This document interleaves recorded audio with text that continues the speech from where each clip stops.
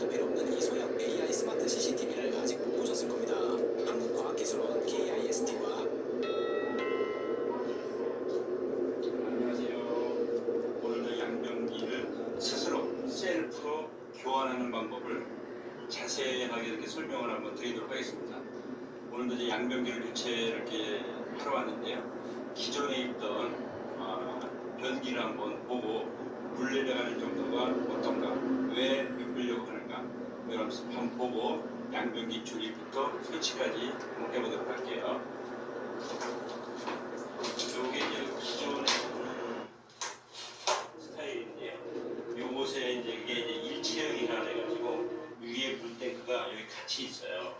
같이 있는데 수압이 조금 나와요. 여기 한번 눌러볼게요.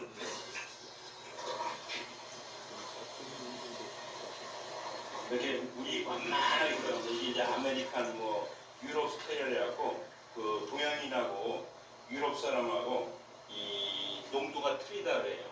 농도가 틀려서 유럽, 아메리카, 미국 사람들은 이런 정도로 해도 물이 천천히 내려가도 문제가 없는데 한국 사람이나 동양 사람은 이 불기가 딱딱해가지고 이렇게 잘 안 내려간답니다. 그래서 그 집주인들이 답답해가지고 교환을 하려고 하는 이런 상태입니다. 자, 보세요. 정확하게 물이 했다가 내려가긴 내려가는데, 근데 이거 지금 점이 있어요. 물소리가 별로 안 나요. 이거는 물이 나오는데 이제 그 투피스라든가 동양 사람 거는 물소리가 왕 나고 요거는 잔잔하게 흘러갑니다. 여기 변기를 박스에서 분리해 놨거든요. 이제 보면 이거 투피스라 했는데 요것이 이제 물탱크가 되겠고요. 물탱크 화변이 앉는 부분 본체, 그다음에 뚜껑과 요 외부 이제 수전이 요거를 교환할 때는 요걸 해도 되고 안 해도 되는데, 그 앵글 밸브, 간붙이 앵글 밸브, 그다음에 하수관하고 만나는 요 정신. 그다음에 간단히 설명드리면은 요것이 이제 그 변기 하부에 들러붙고 요렇게 돼 갖고 변기하고 밀착을 해서 냄새라든가 이게 안 나게끔 돼 있어요. 그다음에 요 그 파이프에 PVC 파이프가 100A인데 그것이 요 오링하고 딱 맞춰 갖고 또 밀폐가 돼 갖고 냄새가 안 나고요. 정신. 그다음에 여기 이제 이 물탱크 내부에 들어가는 부석류입니다. 요 부석류부터 먼저 조립을 하겠습니다. 여기 가장 좀 복잡합니다. 먼저 중앙에 불탑이라고 이렇게 있는데 요 고무를 안으로 이렇게 좀 밀어 넣고요. 물을 통제하는, 그러니까 물을 닫았다 열었다 하는 요것이 있는데 홈에 이렇게 갖고 딸깍 들어가면 돼요. 이렇게 딸깍, 이쪽도 딸깍 들어가면 이렇게 열리게끔 돼 있어요. 요것도 장착을 하는데 변기가 이제 있는데 물탱크가 있으면은 중앙에 이제 장착되는데요. 이쪽 부분의 손잡이, 이쪽에 휠을 이렇게 갖고 간섭을 받고 움직여야 돼요. 그래서 이게 중앙에 있을 것이 아니라 약간 그 뒤쪽으로 한 요 정도 이렇게 위치하게 되면은 다른 거하고 간섭을 안 받게끔 돼 있어요. 이렇게 갖고 장착을 하겠습니다. 일단 이렇게 해서, 자, 여기 봉지를 뜯으면은 링이 나오는데 링 중에 첫 번째 링이 있는데 링이 거칠거칠한 부분, 이렇게 반질반질한 부분이 있어요. 반질반질한 부분이 요 나사가 이렇게 할 때 미끄러지라고 해서 바깥으로 오면 좋습니다. 바깥 안으로 끼고요. 나사를 잠가줍니다. 오늘도 잠그고 여기서 위치가 정확하게 되는가 확인 한번 해줘. 이 정도 위치로.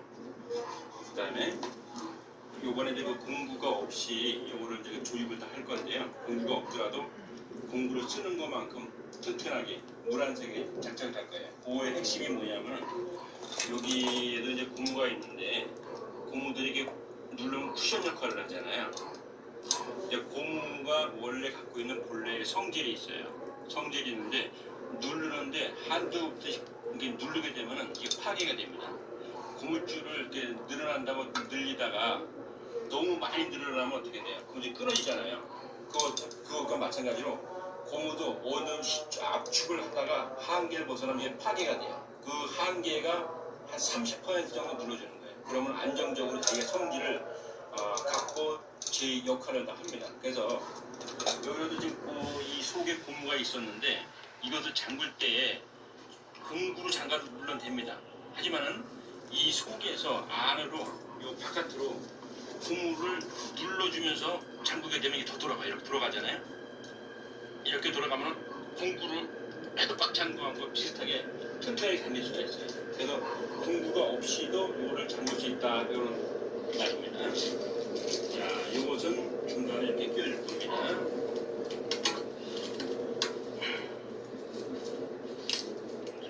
해주고요.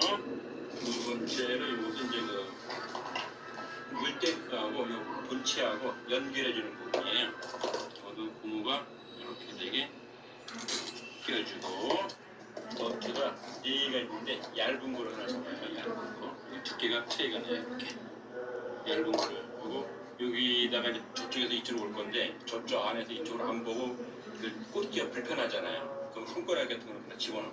그럼 저쪽에 손가락이 만져질 거 아니겠어요? 그럼 딱 만져지는 걸 중심으로 해서 집어넣으면 쏙 나와요. 얇은 걸로 해서 이렇게 장착을 하고요. 이렇게 해서 그냥 잠그면 오늘 잠그면 안 잠궈져요. 이걸 안에서 또 누르면서 하면은 조금 더 돌아가요. 그럼 이제 고무가 텐션을 받으면서 딱 압박이 돼요. 그럼 세지도 않고 정확하게 장착이 됩니다. 두 번째 것도 마찬가지.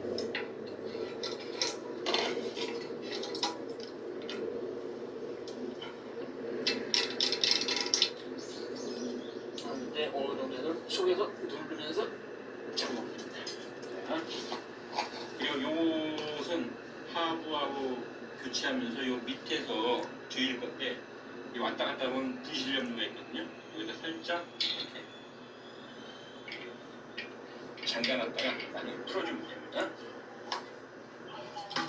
자, 다음은 요 필벨브 둘의 역할을 하는 건데 이게 위로 다 쓰면은 물이 땡겨서 수업을 하고 이게 내려오면은 물이 줄게 그 수돗물이 나오게끔 돼 있어요. 이거 장착하기 전에는 이렇게 물이 나가는 호스를 먼저 연결을 해주고요. 이렇게 자, 여기 구멍이 있죠? 여기다가 이렇게 장착을 할 겁니다. 들어가는데 이 호스가 왔다 갔다 하는 위치는 중앙 정도로 하는 거예요. 이렇게 중앙 정도는 간섭을 안 받게끔 돼 있어요.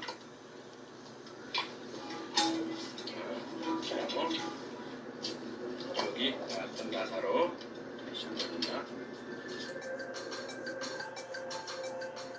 번호를 잠궈갖고 이 안에서 방향을 다시 한번 확인해줘요. 방향을 약간 좌측으로 하지 않고 우측으로 약간만 주십니다. 이렇게 중앙 정도로 가게끔. 그다음에 이렇게 해서 속에 있는 휠을 꽉 잡고 이걸 눌러주는데 지금 속에서 안 누르고 할게요. 안 돌아가거든요. 안 돌아가는데 속에서 이제 다시 눌러줘요. 눌러주고 서면 더 돌아가요. 이렇게. 그럼 이제 꽉 잠가진 겁니다. 그 다음에 여기에 그 보아 포스라고 벽에 있는 관부치 앵글 밸브하고 만나갖고 변기 불턱 연결하는 건데요. 이것도 잠가줍니다. 잠가주는데 바깥에서만 이렇게 잠그되면 아까 휠 밸브가 돌아가겠죠. 여기에 있는 이 휠 밸브를 꽉 잡고 조여줍니다. 이렇게 휘전이 안 되라고. 오케이, 잠가줬고 됐고요. 다음은 손잡이.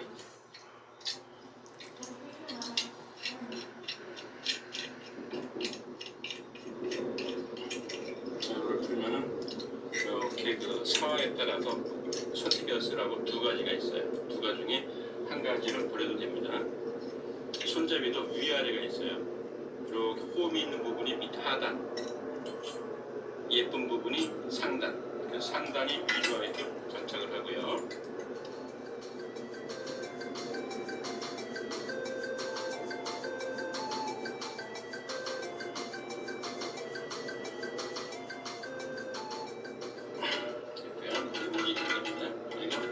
여기에서 아까 그 줄, 저기 부분을 통제한다는 요것을 여기다 끼워줘요.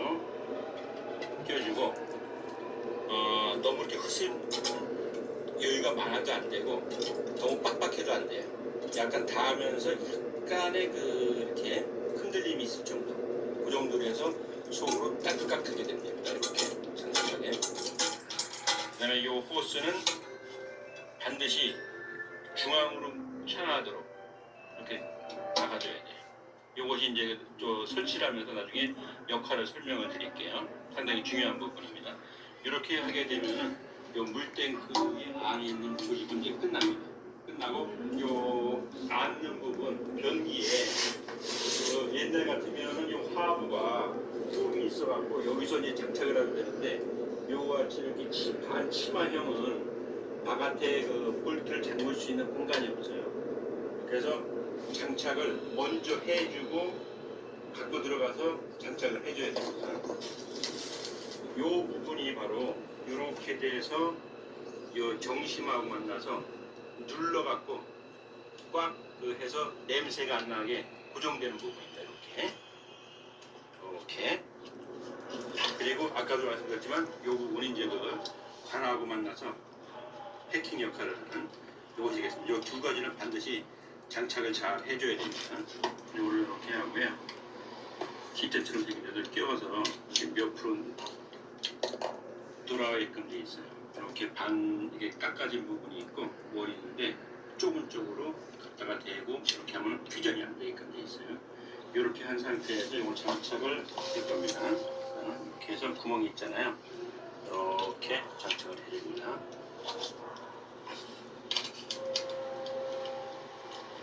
저쪽에 보이나요? 구멍 하나가 거기다가 장착을 할 겁니다. 자, 이렇게 여기다 끼워서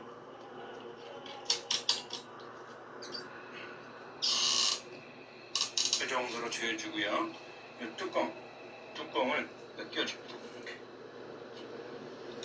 이렇게 이러면 이 하부도 조립 준비가 다 끝났습니다. 그리고 뚜껑 조립하는 걸 한번 보여드릴게요. 뚜껑을 조립하는데 저희 같으면은 옆에서 이렇게 잠글 수가 있었는데 이것도 카바가 되어 있기 때문에 옆에 잠그기가 힘들어요. 장착을 하면은 뒤에 손도 안 들어가기 때문에 그래서 장착을 하는데 먼저 장착을 해도 되고 아니면 요새는 이제 쉽게 하기 위해서 뒤에서 안 하고 위에서 볼트만 잠가서 체결할 수 있는 그런 세트가 나와 있어요. 어떻게 원리가 뭐냐면은 요게 이제 볼트를 조이게 되면은 이게 뒤로 이렇게 물러나요. 이렇게 당겨져. 그러니까 이게 벌어지니까 이 벌어지는 힘에 의해서 딱 잠길 수 있도록 이렇게 됩니다. 자, 한번 당겨 볼까요? 이렇게 벌어나죠. 이렇게 벌어지면서 잠그는 거예요. 그래서 위에서 스크류만 돌려주면은 장착이 되게끔 돼 있어요. 요거를 이제 장착할 때는 사인펜 하나를 준비하면 좋아요. 이렇게 위치로 좌우 앞면 이렇게 맞춰주고요. 앞면하고 좌우를 맞춰주고 어느 정도만 이렇게 맞았잖아요. 그러면은 여기다가 이제 표시를 해줘요. 위치가 어딘지 위에 옆에 이렇게 조금만 표시해주세요. 이렇게 하고 이걸 뺄 겁니다. 이렇게 누르면 점이 보이잖아요. 점이 보이면은 이게 이제 분해를 하는데 이 빨간 버튼을 딱딱 누르면 이게 딱 나오게 됩니다. 이렇게. 그리고 이거를 다시 조립할 때는 이렇게 하고 딱딱하면 이렇게 안 빠져나요. 분해할 때는 눌러서 빼고 그래서 여기다가 이렇게 되는데 이것만 먼저 장착을 해주면은 이렇게 이제 아까 볼펜으로 찍었던 부분이 유사하게 맞출 수가 있잖아요. 이렇게 맞춰갖고 조립을 하는데 이렇게 맞춘 상태에서 이걸 넣어갖고 위치를 잡는 거예요. 이렇게 그럼 다시 한번 이렇게 보이고 살짝 보이고 이 정도 되면은 장착을 해도 위치가 잘 맞을 거예요.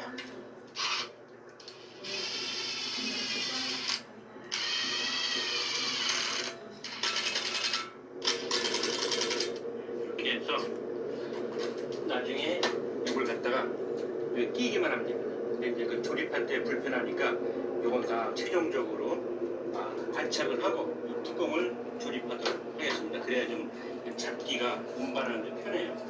요 물탱크도 이 직금 장착을 하면은 좋은데 이게 지금 독이고 무게가 많이 나가요. 이 하부의 이 치마 이 부분에도 증가가 돼가지고 전에 거보다 굉장히 들기가 힘들어. 그래서 이 물탱크 뚜껑 이런 거는 최종적으로 장착을 하고 그 다음에 조립을 하는 이런 모습을 보여드리겠습니다. 기존의 여기 아까도 한번 봤는데 물을 한번 다시 한번 내려볼게요. 다시 한번 볼까요?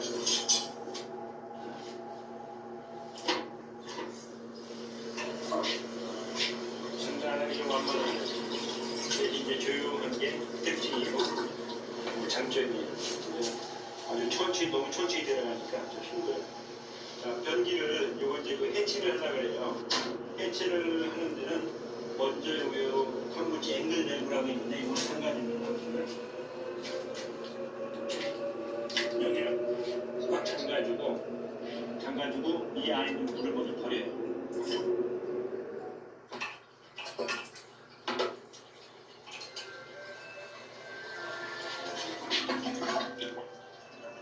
네, 물이 안 내려. 전부치 여기서 요거를 틀어주고 그러면 여기하고 나사가 연결돼 있죠. 물을 틀어줍니다. 그죠? 이렇게 하면은 밑에가 이제 분리를 하게 되면 떨어지게끔 돼 있어요. 좌우로 한번 흔들어 보겠습니다. 떨어졌네요.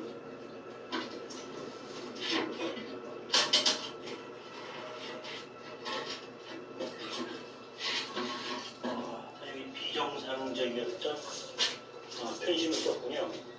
정심이 아니라 그러니까 벽에서부터 변기의 중심까지가 300mm인데 300mm가 안 될 때는 이렇게 그 편심을 씁니다. 그러니까 정심을 이렇게 바꿔갖고 해야 되겠어요. 이렇게 하고 분해를 하면 되고 여기 나오는 것은 지금 물을 옆으로 하면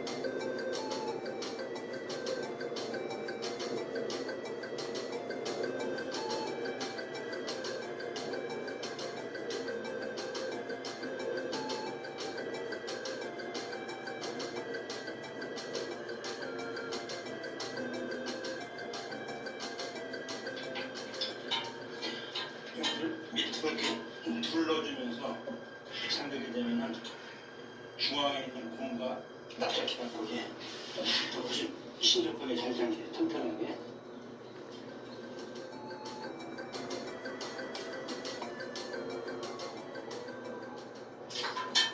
그 다음에 고압호스를 잠글 때는 오른쪽으로 돌리거든요. 이렇게 여기 호스가 이렇게 틀어질 수가 있어요. 그 미리 반대로 좀 이렇게 틀어막고 조이게 되면은 그 틀어짐을 방지할 수가 있어요. 그리고 머리치가 되면서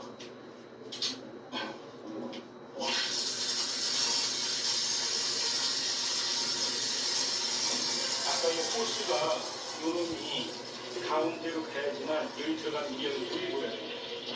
이 바깥으로 가게 되면 여기 물이 안 보여요.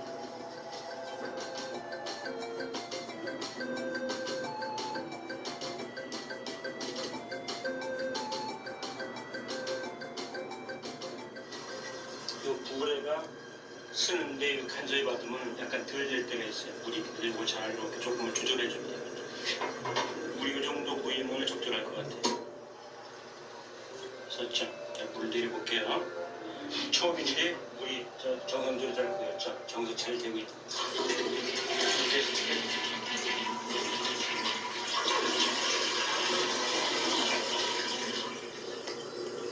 네, 말참 정상적으로 잘 되고 있습니다.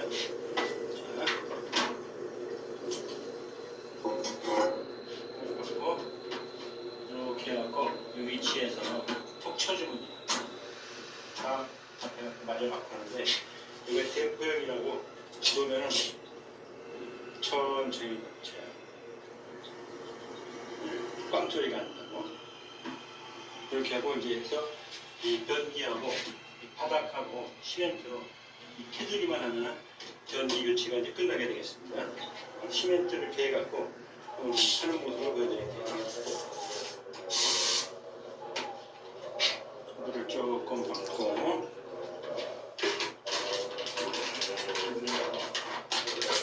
시멘트인데 항균이라든가 이게 약간 돼 있어요.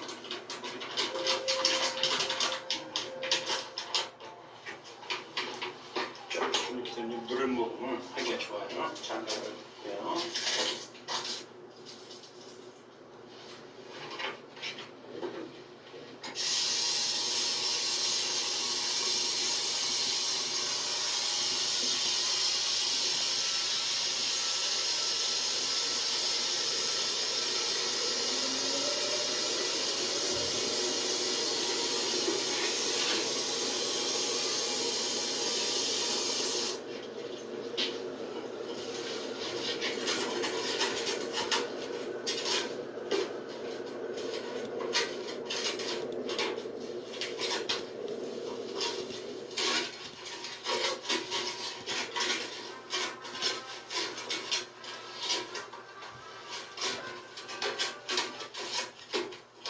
정말 약간 치른 상태거든요.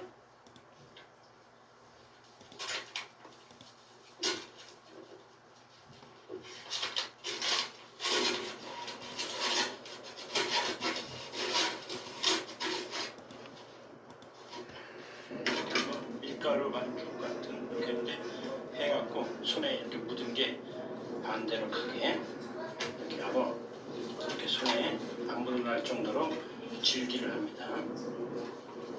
요 바깥으로 이거 하는데 이렇게 한 다음에 이렇게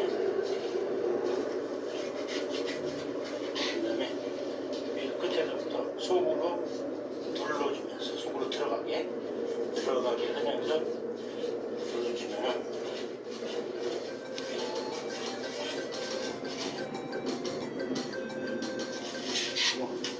그래서 쭉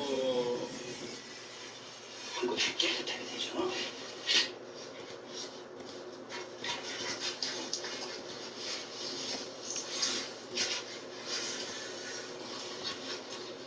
스펀지로 이렇게 큰 거 좀 흥건하게 한 상태에서 여기 한 거를 닦아줘요. 이렇게 해갖고 흥건한 상태에서 쫙 이렇게 닦아야죠. 이렇게.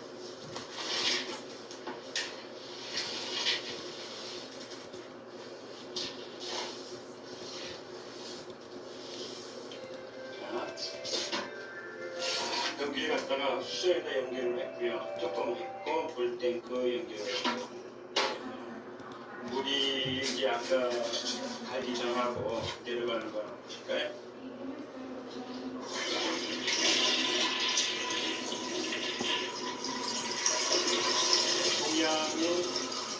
동양 사람들은 이런 정도가 돼야지 아마 만족할 겁니다. 그래서 변기 교체를 다 끝냈습니다. 이렇게 그 테두리 깨끗하게 이렇게 닦고 변기 물리려면 정상적으로 제거되어 있고요.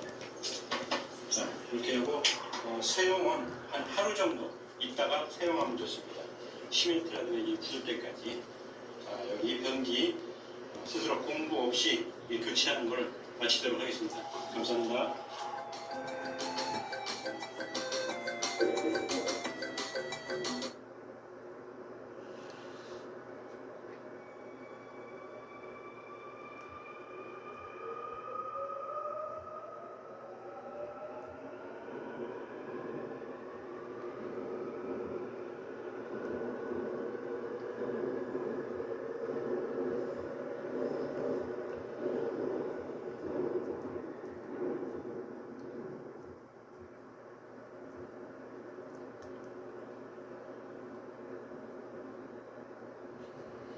30대 남성이 아파트 엘리베이터를 타고 있던 바로 위층에 사는 일가족을 향해 흉기를 휘둘렀습니다.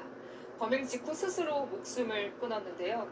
경찰은 층간소음 갈등에서 비롯된 범행일 가능성에 무게를 두고 있습니다.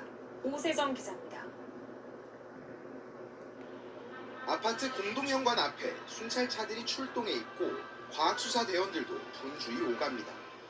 오늘 아침 이 아파트 16층에서 일가족 3명을 태운 엘리베이터가 15층에 도착하자 30대 남성 주민이 탔고 그 직후 일가족에게 흉기를 휘둘렀습니다. 사건이 발생한 아파트 계단입니다. 계단벽에는 손자국처럼 보이는 무늬가 남아있는데요.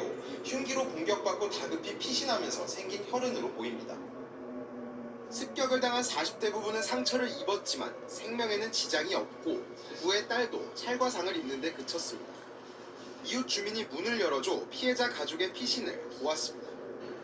문을 열어봤는데 맨 마침 우리 애기가 튀어나온 거야. 그러고 있었는데 어머니가 다시 또 나왔어. 들어오시더니 양반 문을 닫았다. 가해자인 30대 남성은 자신의 집에서 숨진 채 발견됐습니다. 경찰은 범행 직후 스스로 목숨을 끊은 걸로 보고 있습니다. 숨진 남성은 피해자 가족의 바로 아래층에 사는 주민으로 파악됐습니다. 주민들은 위층 일가족이 이사 온 뒤부터 층간소음 갈등이 있었다고 말했습니다. 문제가 있었다고 했어. 이사 오고 나서부터 시끄럽다고 했다. 경찰은 치료 중인 피해자를 조사해 정확한 사건 경위를 파악할 방침입니다. 채널A 뉴스 오세정입니다.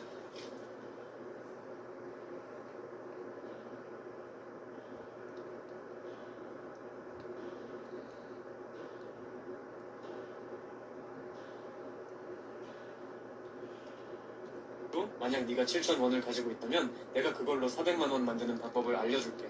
이건 딱 한 번만. 공동주택에서 이웃 사이 갈등을 자주 부르는 층간소음은 추석보다는 설 연휴에 집중되는 것으로 나타났습니다. 겨울철이라 실내에서 보내는 시간이 더 많기 때문으로 추정됩니다. 정현우 기자입니다. 층간소음은 이웃 간 갈등을 가장 흔하게 부르는 원인입니다. 범죄로 이어지기까지 하는데 지난해 12월엔 40대 남성이 소음 때문에 갈등을 빚던 아파트 윗집 주민을 흉기로 살해하는 사건이 있었고, 제가 죄를 지었으니 죄는 달게 받겠습니다. 지난해 4월 서울 봉천동 아파트에 불을 질러 다수의 인명피해를 내고 본인도 숨진 60대 남성 역시 소음으로 이웃과 자주 다퉜던 것으로 조사됐습니다. 한국환경공단에서 운영하는 층간소음 이웃사이 센터엔 지난 2023년부터 3년 동안 관련 상담 10만 건이 접수돼 매년 3만 건이 넘어가는 추세입니다. 가족 친지가 모이는 연휴도 예외는 아닌데 추석보다는 설에 인원이 집중되는 경향이 나타났습니다. 지난 2023년 연휴 직후 일주일간 접수된 층간소음 민원을 비교해보면 설 이후엔 1,200건이 접수됐는데 연휴가 이틀 더 길었던 추석 이후 소음 관련 신고는 600여 건으로 절반에 그쳤습니다. 2024-25년 역시 설 연휴 이후 들어온 층간소음 관련 민원이 추석 연휴 이후에 1.8배, 1.2배 정도로 집계됩니다. 설 연휴는 추운 겨울철을 맞이하는 만큼 가족과 친지들이 바깥보다는 실내에 머무는 시간이 길어 이러한 흐름이 이어진다는 분석이 나옵니다. 층간소음으로 이웃 간 심각한 물리적 갈등까지 빚어지는 상황에도 정부와 지자체의 개입이 부족하다는 지적은 계속되고 있습니다. 현재 층간소음위원회가 700세대 이상 공동주택에만 설치돼 있고 조정에 따른 의무도 없는 상황인 만큼 정부나 지자체가 적극적으로 중재할 수 있게 개선이 필요하다는 목소리도 나옵니다. YTN 청년입니다.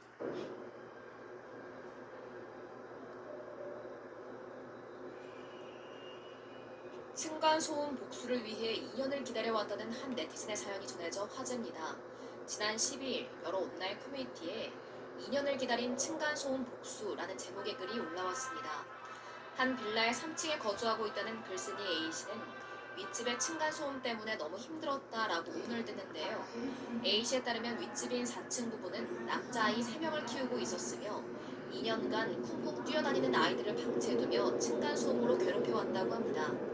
A씨가 시끄럽다고 항의도 해봤지만 사과 한마디 없이 오히려 아이들이 뛸 수도 있지 예민하면 단독주택으로 이사가라 라는 뻔뻔한 태도를 보였다고 하는데요. 결국 2년간 층간소음에 스트레스를 받아왔던 A씨는 복수를 다짐하며 1년 전부터 4층의 윗집인 5층의 매물을 알아봤다고 합니다. 2년 뒤 마침내 층간소음 부부의 윗집 매물이 나와 바로 5층 집 계약을 했다는데요.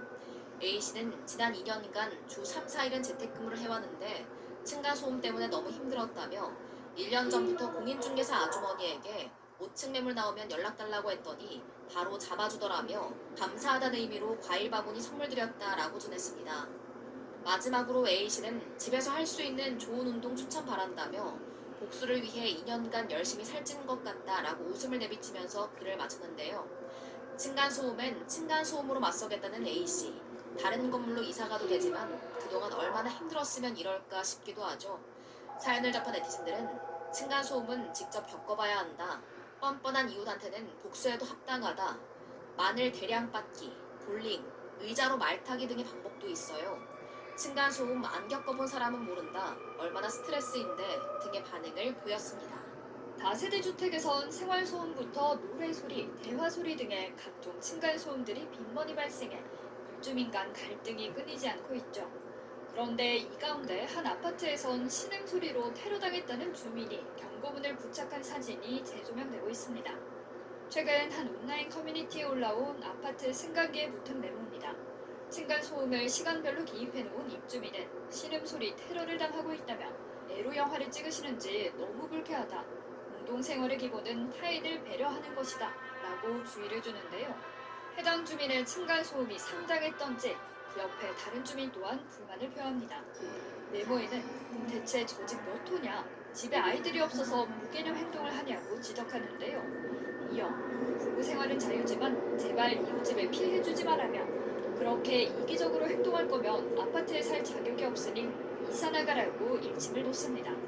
듣기만 해도 나쁘끄러워지는 신음소리 테러는 의외로 자주 발생하는 소음이라는데요. 과거에도 온라인 커뮤니티에 성관계 소리 때문에 살 수가 없다며 특히나 여성의 목소리로 나 미칠 것 같다 라는 말이 들릴 때마다 너무나도 불쾌하다는 호소글이 올라오기도 했습니다.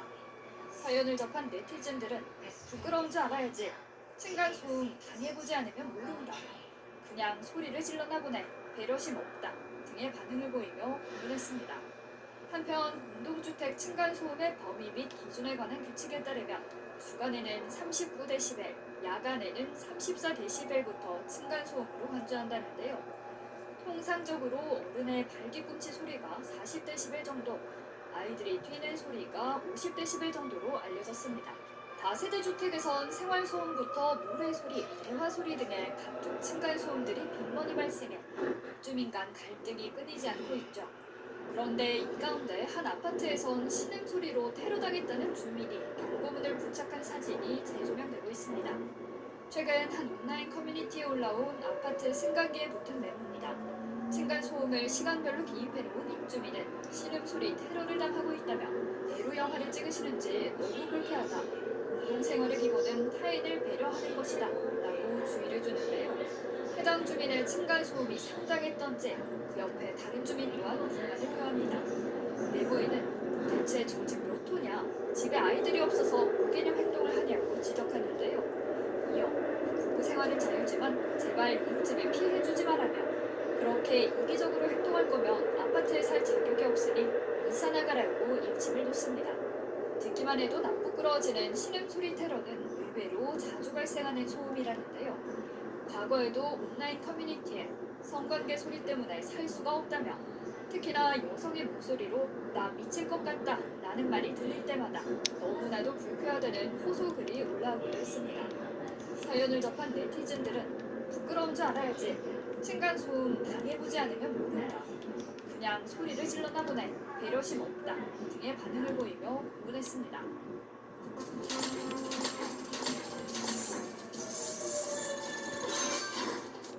소리를 질렀나 보네. 배려심 없다. 등의 반응을 보이며 공분했습니다. 한편 공동주택 층간소음의 범위 및 기준에 관한 규칙에 따르면 주간에는 39dB, 야간에는 34dB부터 층간소음으로 간주한다는데요. 통상적으로 어른의 발뒤꿈치 소리가 40dB 정도, 아이들이 뛰는 소리가 50dB 정도로 알려졌습니다. 이웃 간 층간소음 갈등 정말 해결하기 쉽지 않으실 텐데요. 최근 한 온라인 커뮤니티에는 층간소음 문제를 훈훈하게 해결했다는 사연이 전해져 화제입니다. 글쓴이 A씨는 작년 10월부터 윗집에서 들려오는 아침 저녁 소음에 고민이 많았다고 합니다. 매일 같은 시간 반복되는 소음에 결국 며칠 전 경비실을 통해 윗집 주민에게 항의성 연락을 남겼다고 하는데요. 그런데 이후 A씨는 윗집 주인으로부터 한 통의 편지를 받게 됩니다. 편지에는 아내가 2023년 치매 초기 진단을 받고 현재 중기 상태라는 내용이 적혀 있었는데요. 의사의 권유로 치매 진행을 늦추기 위해 집에서 운동을 해야 했고, 그래서 거실이 아닌 베란다에 매트를 깔고 매일 아침 저녁 13분씩 제자리 조깅을 해왔다고 밝혔습니다. 이어 그는 베란다에서 하는 운동이라 층간소음이 없을 거라고 오만한 판단을 했다며, 이웃에게 피해를 준다는 걸 알았다면 절대 하지 않았을 것이라며 깊이 사과했습니다. 또한 정말 미안하고 죄송하다, 앞으로는 하지 않겠다는 진심 어린 말을 덧붙였죠. 편지를 읽은 A씨는 곧바로 윗집 주민에게 답장을 보냈습니다. 이런 사정이 있는지 몰랐다며 13분 정도라면 이웃으로서 충분히 이해할 만한 상황이라고 말했는데요. 오히려 건강을 위해 계속 운동하셔도 될 것 같다며 항상 건강하시고 가정의 행복이 가득하길 바란다는 따뜻한 메시지를 전했습니다. 이에 윗집 주민은 고맙다, 복 많이 받으시길 기원한다는 답장을 보내며 서로를 이해하고 배려하는 모습으로 층간소음 갈등이 훈훈하게 마무리됐습니다. 사연을 접한 네티즌들은 서로가 베풀어가며 사는 세상, 멋지신 분들 훈훈하다, 두 분 다 복 받으셨으면 좋겠다, 양보하는 사회, 건강한 사회, 아름다운 사회가 만들어지길, 보통 층간소음 항의하면 갈등이 생기는데 참 어른이다 등의 반응을 보였습니다. 주민으로부터 충격적인 층간소음 항의 쪽지를 받았다는 사연이 전해졌습니다.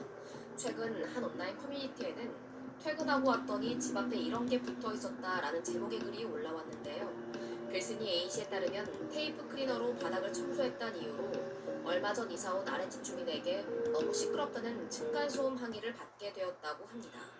심지어 해당 주민은 발망치 소리가 난다, 드르륵 소리가 난다며 A씨에게 소리를 지르고 난동을 부렸다고 하는데요. 하지만 A씨는 이사온 당일엔 외출 중이었고 퇴근 후 12시 넘어서 집에 귀가했다며 평소 슬리퍼 신고 다니고 당일엔 거의 걷지 않고 누워있는 상태였다라고 주장했습니다. 그런데 한 차례 난동 이후 이웃은 황당한 쪽지까지 남겨놨다고 하는데요. 쪽지에는 쾅쾅, 쿵쿵, 탁탁, 딱딱, 덜덜덜 등 소리내지 말라며 발꿈치 들고 다니고 밤엔 샤워하지 말고 손빨래하고 세탁기 돌리지 마라 라는 내용이 적혀 있었습니다. 이어 살다 이렇게 시끄러운 아파트는 처음이다 라면서 밤엔 엘리베이터 사용도 자제해라, 띵띵 아주 시끄러워 죽겠다 라고 분노했는데요. 승강기 사용까지 소음이라는 이유, 방음이 문제인가 했지만 A씨에 따르면 생활소음 정도는 들리지만 방음이 안 되는 집은 아니라고 합니다. A씨는 이 정도 소음으로 항의하면 고시원에 살지 뭐하러 집에 사냐며 확인해보니 맞은편 집 앞에도 이 쪽지가 붙어 있었다. 이 정도면 동 대표가 나서서 해결해야 하는 거 아니냐라고 토로했는데요. 사연을 접한 네티즌들은 엘리베이터도 마음대로 못하냐, 잘못 걸린 것 같다, 아랫집 주민 안 마주치게 조심해야 할 것 같다 등의 반응을 보였습니다. 층간소음 갈등이 잦은 요즘 한 아버지가 아이를 잘못 가르친 내책임이라며 직접 쓴 반성문 편지를 이웃에게 전한 사연이 알려져 큰 울림을 주고 있습니다. 25일 고베드림에는 아버지 A씨가 올린 당시 상황이 공개됐습니다. A씨가 집을 비운 사이 초등학교 5학년 딸과 1학년 아들이 소파에서 뛰다가 아랫집 할머니가 층간소음 때문에 직접 찾아오는 일이 벌어졌습니다. A씨는 아이들에게 연락을 받고 곧장 집으로 달려왔다고 합니다. A씨는 아이들을 가르치는 것도 중요하지만 직접 경험해야 조심하게 된다고 판단해 아이들과 함께 아래층을 찾아가기로 했습니다. 그는 죄송한 마음을 담아 음식과 함께 부모로서 관리가 부족했다는 반성문 편지도 손수 준비했습니다. 편지에는 관리 소홀로 불편을 끼쳤다, 최대한 주의시키고 가르쳤지만 가르침이 부족했다는 진심 어린 문장이 적혀 있었습니다. 편지 마지막에는 아이들이 직접 쓴 죄송합니다라는 작은 글씨도 담겼습니다. A씨의 반성문을 본 아내도 잘했네라는 쿨한 평가를 보냅니다. A씨는 아랫집 할머니께서도 아이들에게 너무 야단치지 말라며 오히려 따뜻하게 격려해 주셨다고 전했습니다. 이후 약 2년 동안 큰 문제 없이 이웃과 잘 지내고 있다고 덧붙였습니다. 네티즌들은 멋진 아빠다, 아이들에게 최고의 교육, 이런 이웃만 있다면 층간소음 갈등은 사라질 듯, 이 글이 모든 이웃의 본보기가 되길 등의 훈훈한 응원을 냈습니다.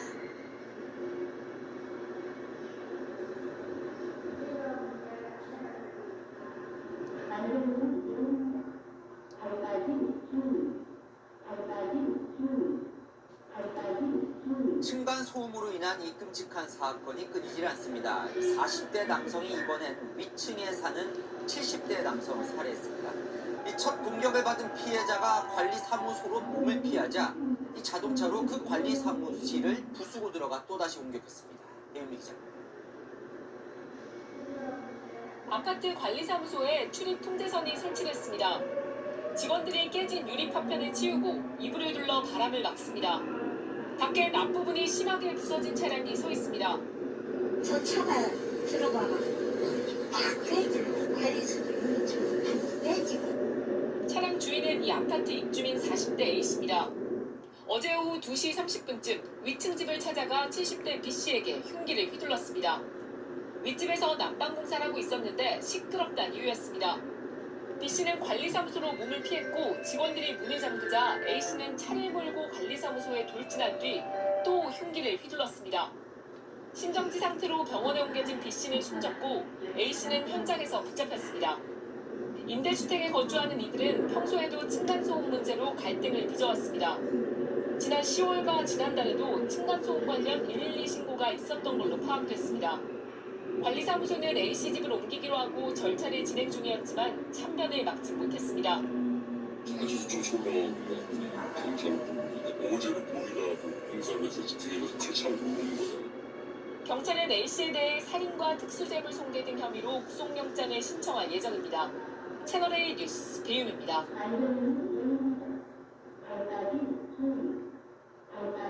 아파트 입주민들의 갑질에 결국 단지 내 버스 노선을 없애버렸다는 소식이 전해졌습니다.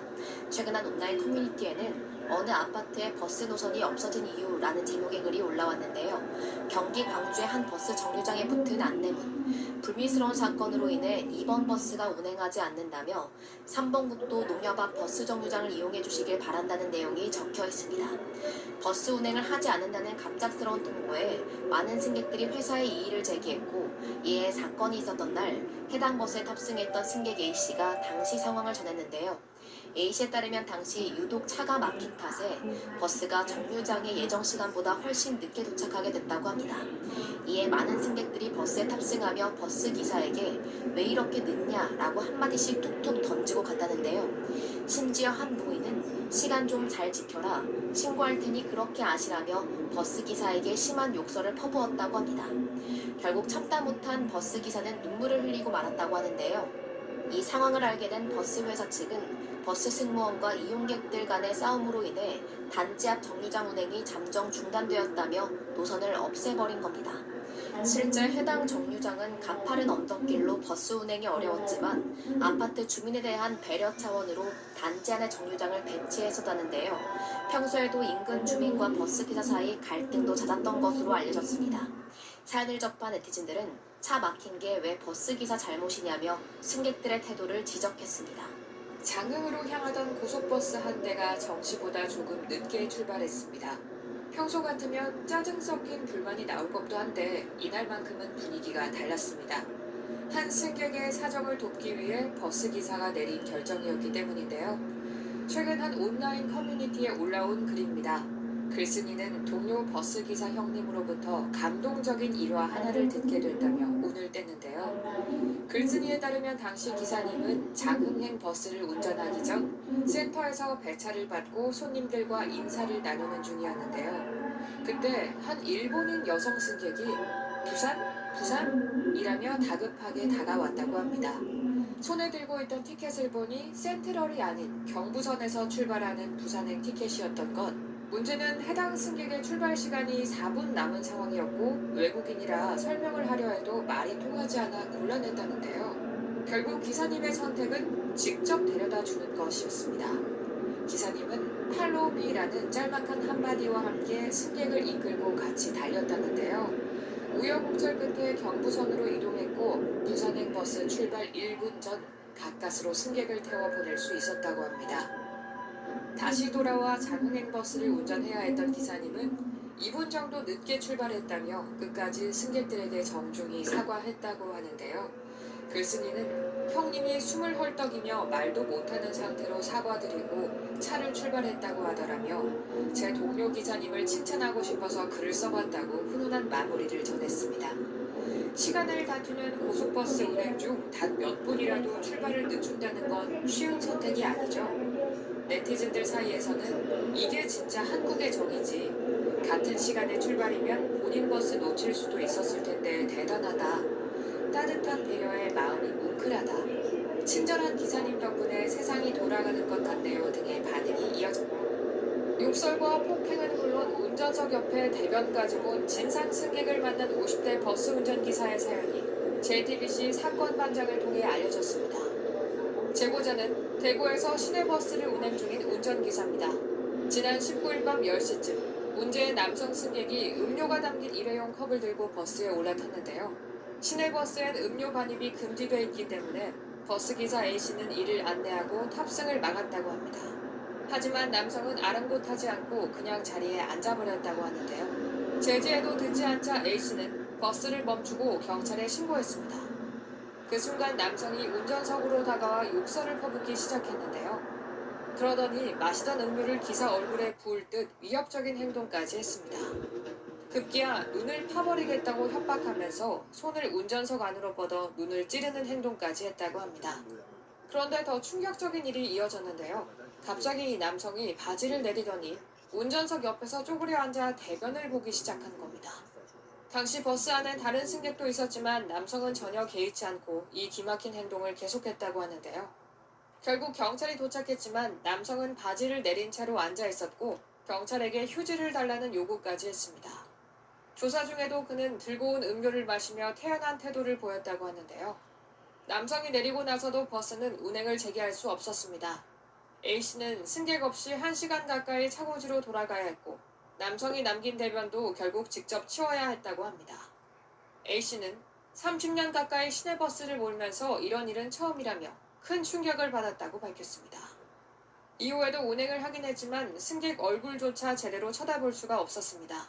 또 버스 안에서 냄새가 나는 것처럼 느껴져 정상적인 업무가 어려웠다고 호소했는데요. 현재 A씨는 휴가를 낸 채 정신과 치료를 받고 있는 상태입니다.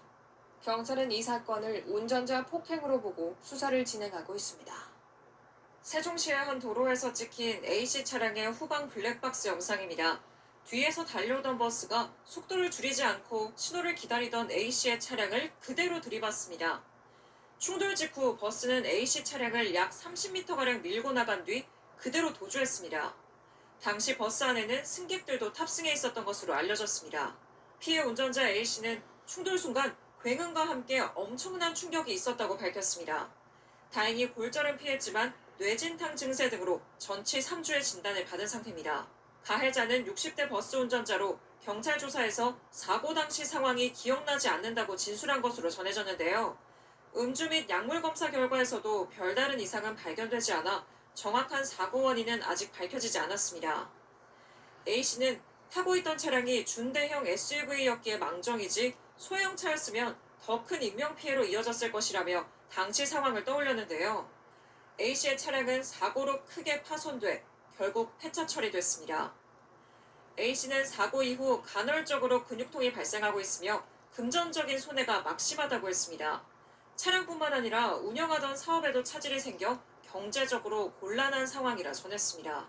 해당 시내버스 운전기사는 현재 근무를 지속하기 어려운 상태로 판단돼 사직 처리됐으며 버스회사 측은 A씨에게 보상을 진행 중이라고 전했습니다. 얼마 전 폭설로 인해 차량 정체가 이만저만이 아니었죠. 이 가운데 한 버스기사가 폭설로 차가 막히자 컵라면을 끓여 먹어 논란입니다. 최근 온라인 커뮤니티에 눈길에 갇혀서 라면 먹는 중이라는 제목으로 올라온 사진인데요. 버스 운전석에 방금 물을 부은 것 같은 컵라면이 보입니다. 잠시 후 라면을 다 먹은 사진이 보이는데요. 버스기사라는 글쓴이 A씨는 버스는 차 안에 냉온수기가 있다며 1시간째 갇혀 있어서 화가 나서 라면에 물을 부었다고 설명했습니다. 해당 장소는 폭설로 인해 정체된 경기도 수원의 한 고가도로 위였는데요. A씨는 라면을 다 먹었지만 겨우 50m 이동했다고 밝히기도 했습니다. 그러나 일부 네티즌들은 운전 중 라면을 먹는 행위를 지적했고 A씨는 손님 태우러 가는 길이라 혼자다. 차가 움직여야 운전이지 않냐고 해명하기도 했는데요. 결국 같은 날 경기도 버스 운송사업조합 홈페이지에는 버스기사가 운전 중에 라면을 취식합니다. 라는 제목의 민원글이 올라왔습니다. 민원인은 아무리 폭설로 느린 주행을 한다고는 하나 운전 중 라면 섭취 같은 위험한 행위를 한 것을 자랑스럽게 인증하며 게시물 작성까지 하는 걸 보고 안전한 버스 주행 문화를 위해서는 민원을 넣어야 하겠다는 생각이 들었다고 말했는데요. 현재 논란된 글은 삭제된 상태며 A씨는 점심도 걸렀는데 1시간 동안 100m 이동하니 화나서 그랬다. 라면 먹을 때마다 주차 브레이크를 걸었다. 주의하겠다. 면서도 참 민감한 세상이다. 라는 말을 남겼습니다. 사연을 접한 네티즌들은 아무리 정차 중이라도 운전 중 라면은 위험하다는 의견과 식사도 거르고 운행도 지연되는데 이해해 줄 수 있는 거 아니냐는 의견으로 나뉘었습니다. 여성 혼자 버스에 타고 있는 상황에서 70대 남성 버스기사가 종이컵에 소변을 봤다는 내용이 전해졌습니다. 해당 여성은 경찰에 도움을 요청했지만 버스기사에 대한 처벌은 반성문 한 장으로 끝난 것으로 전해졌습니다. 24일 중앙일보 보도에 따르면 경기도 시흥에 거주하는 20대 여성 A씨는 최근 불쾌한 일을 겪었습니다. 지난달 17일 오전 8시쯤 버스에 탑승한 A씨는 이 모든 승객이 하차한 후 기사에서 황당한 이야기를 들었는데요. 버스를 운행 중이던 기사는 A씨에게 돌아보지 말라는 말을 남긴 뒤 종이컵에 소변을 봤습니다. A씨는 버스기사가 소변을 보는 장면을 직접 목격하진 않았지만 졸졸졸 소리를 들었다고 주장했습니다. 버스기사는 종이컵에 담긴 소변을 밖에 버리고 자리로 돌아온 뒤 A씨에게 아가씨 어디 살아? 라며 말을 걸기도 했습니다. 버스를 하차할 때쯤 A씨는 아저씨 방금 뒤에서 뭐 하셨어요? 라고 물었고 버스기사는 부끄러운 짓 좀 했어 라고 답했습니다.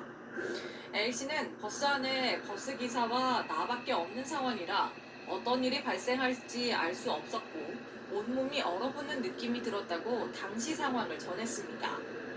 A씨는 사건 직후 시흥시청과 경찰을 찾아가 도움을 요청했습니다. 하지만 돌아온 답변은 시흥시 차원에서 별도의 조치는 어렵다. 소변을 본 행위로는 형사처벌은 어렵다는 것이었습니다. 이후 시흥교통 측은 중앙일보에 버스기사 모집이 하늘의 별따기이다 보니 70대 버스기사가 70% 이상이라며 기사가 고령인데다 버스 운행 구간이 2-3시간 사이로 길어져 기적이라도 차야 하는 상황이라고 설명했습니다. 이어 버스기사의 행동은 부적절했다는 점을 기사 자신도 인정해 반성문을 회사에 제출했고 해당 기사는 기존 노선에서 배제했다고 상황을 알렸습니다.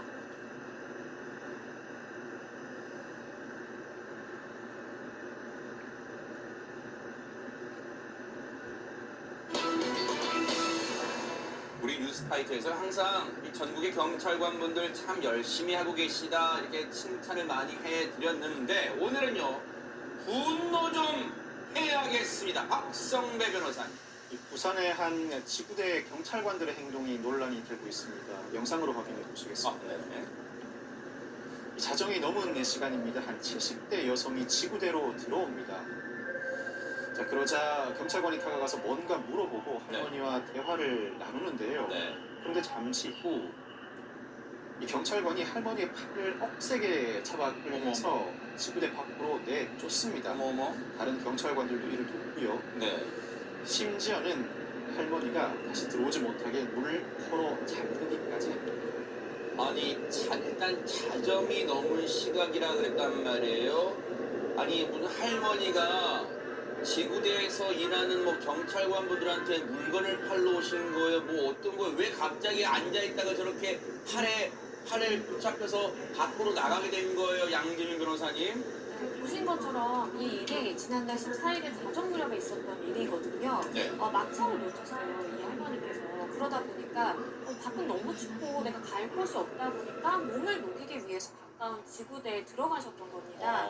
이 영상 속의 할머니가요, 부산역에서 강릉으로 가는 마지막 기차를 타려고 원래는 하셨었대요. 그런데 이제 놓치다 보니까 내가 어디 이제 뭐 갈 곳도 없고 그리고 그 당시 당시에 이제 부산이 영하권 추위였거든요. 그러다 보니까 너무 춥고 그래도 지구대에 가면 그래도 내가 조금 머물 수 있지 않을까라는 좀 생각을 하셨던 것 같아요. 네. 그래서 한 40분 정도를 머무셨다고 합니다. 네. 그런데 보시는 것처럼 무슨 사정인지 모르겠지만 경찰에 의해서 굉장히 거칠게 한쪽 손이 붙잡힌 채 끌려나가게 됐고 네. 다른 경찰이 저렇게 문까지 걸어 잠그다 보니까 할머니는 다시 지구대 안에 들어오실 수 없었습니다.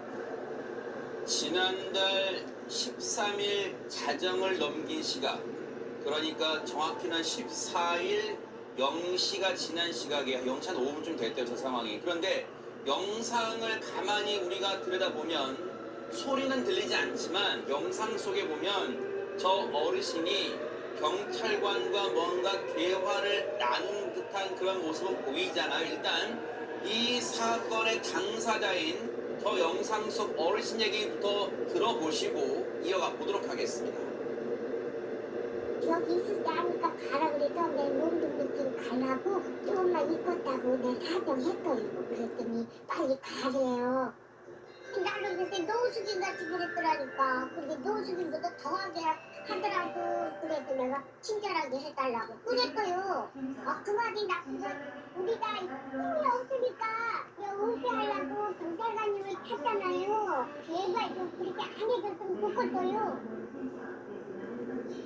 밖은 영하의 날씨고 엄동설한이고요. 그리고 그 시간에 요즘 어디 웬만한 변변한 이른바 숙박업소 가는 데 한두 푼이 아니잖아요. 그래서 일단은 첫차 이 운행할 때까지만 몇 시간쯤 그때까지만 지구대에 머물게 해달라고 사정사정 했다는 게 일단 이 70대 여성분의 주장이긴 합니다.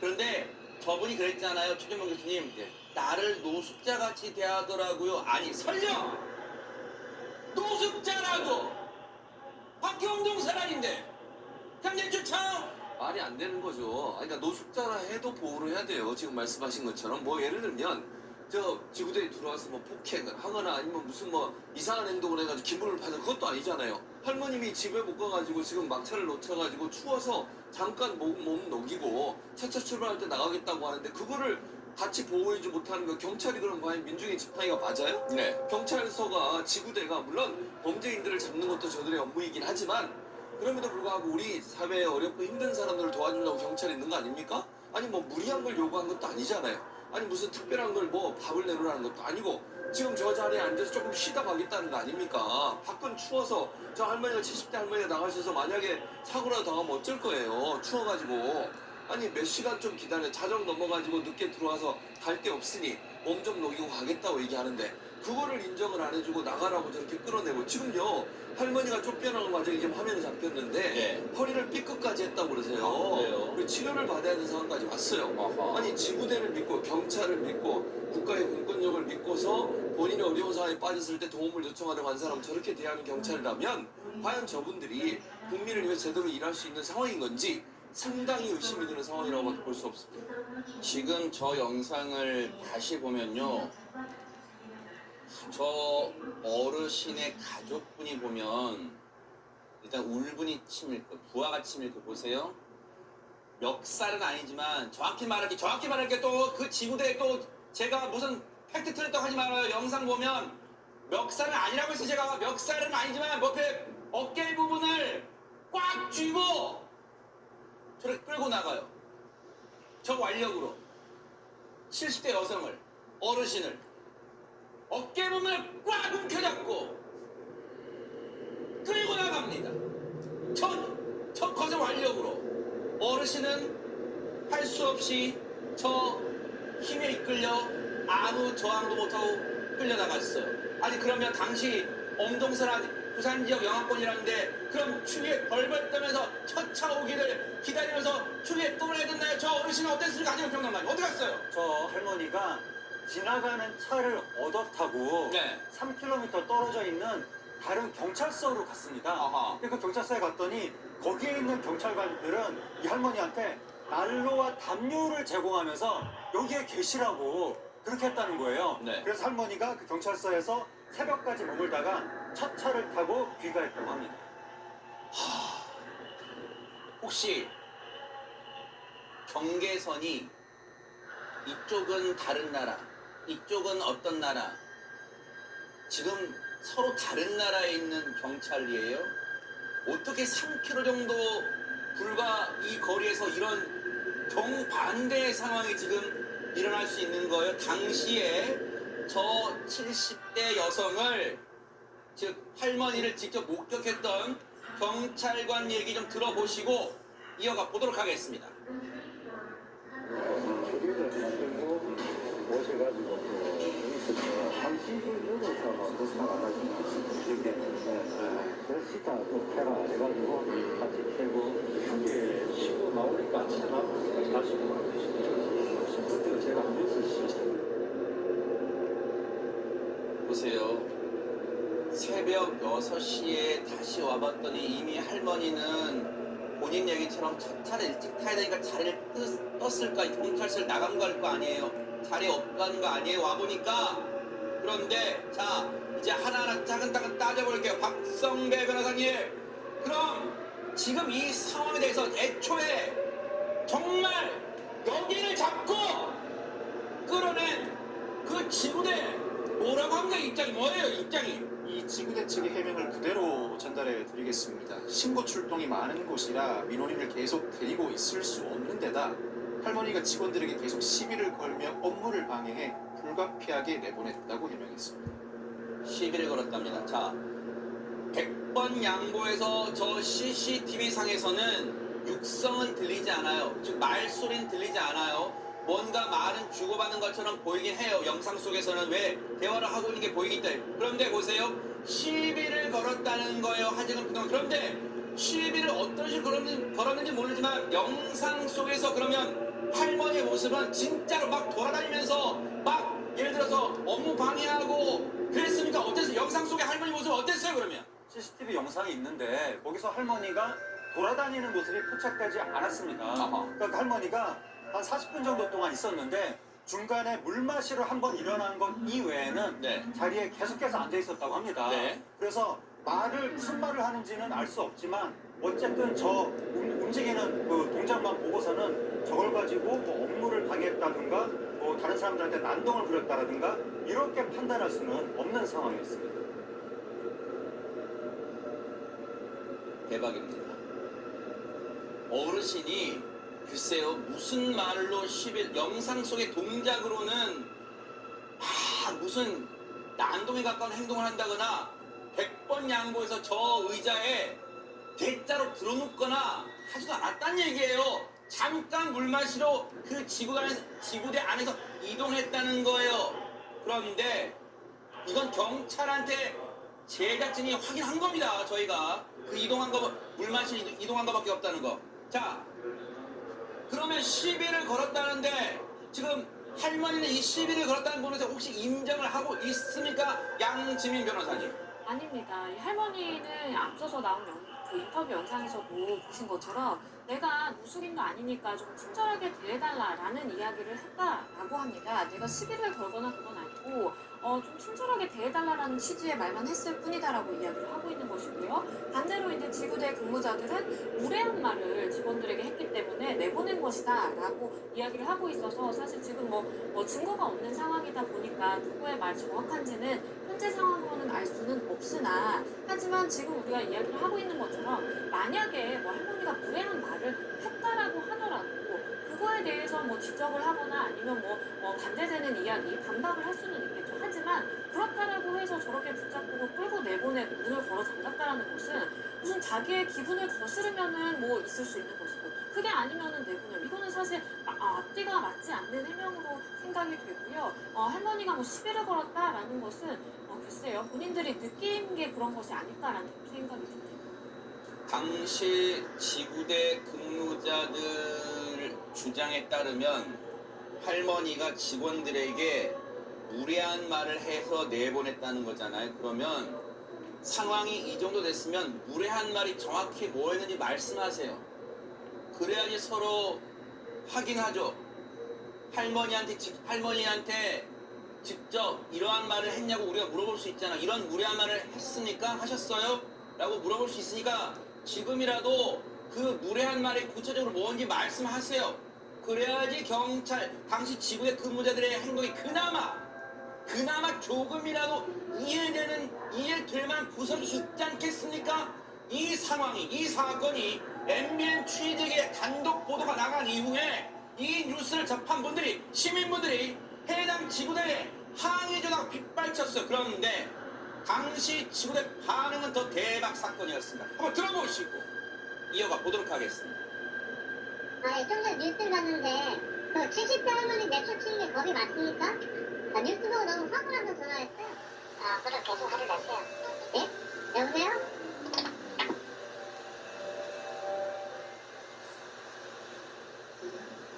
대박 사건입니다. 최재문 교수님, 경찰이 자기들이 열심히 한다고 말을 할 때는 온갖 현수막에 경찰은 여러분과의 거리 3분 거리에 있으면 민중의 지팡이 있냐는 다가 있어요. 지금 이 항의 전화에 대하는 태도를 보세요. 아주 비아냥조예요. 그럼 계속 화내세요. 어떻게 받아들였니까? 이게 말이 안 되는 태도죠. 그러니까 잘못에 대해서 전혀 인정을 안 하는 거예요. 본인들이 뭘 잘못했는지, 본인들은 잘못한 게 없다는 거잖아요. 항의 들어온 거에 대해서도 적극적으로 반응하지 않겠다는 거 아닙니까? 뭐 항의를 하든 아니 뭐 비판을 하든 자기들은 그냥 신경 안 쓰겠다는 태도라고밖에 안 보여요. 과연 그러면 경찰은 어쨌든 국민의 세금으로 월급 받고 그걸로 일하면서 국민들에게 봉사하는 게 업무잖아요. 그 업무를 제대로 못해서 국민이 화를 내고 전화해서 항의할 수 있다고 저는 봐요. 그 항의에 대해서라도 성심성의껏 답변을 해야죠. 뭐 아니면 오해가 있다면 오해를 풀려고 노력이라도 해야 되는 거 아닙니까? 그럼 계속 화내세요. 이러고 전화를 끊으면 전화한 사람 얼마나 허탈하겠습니까? 이건 제가 볼 때는요, 만약에 본인들이 잘못했다고 조금이라도 느끼는 거라면 또는 이런 비판이 나오는 것에 대해서 우려라도 했다면 저런 반응을 보이겠어요? 저는 아니라고 봐요.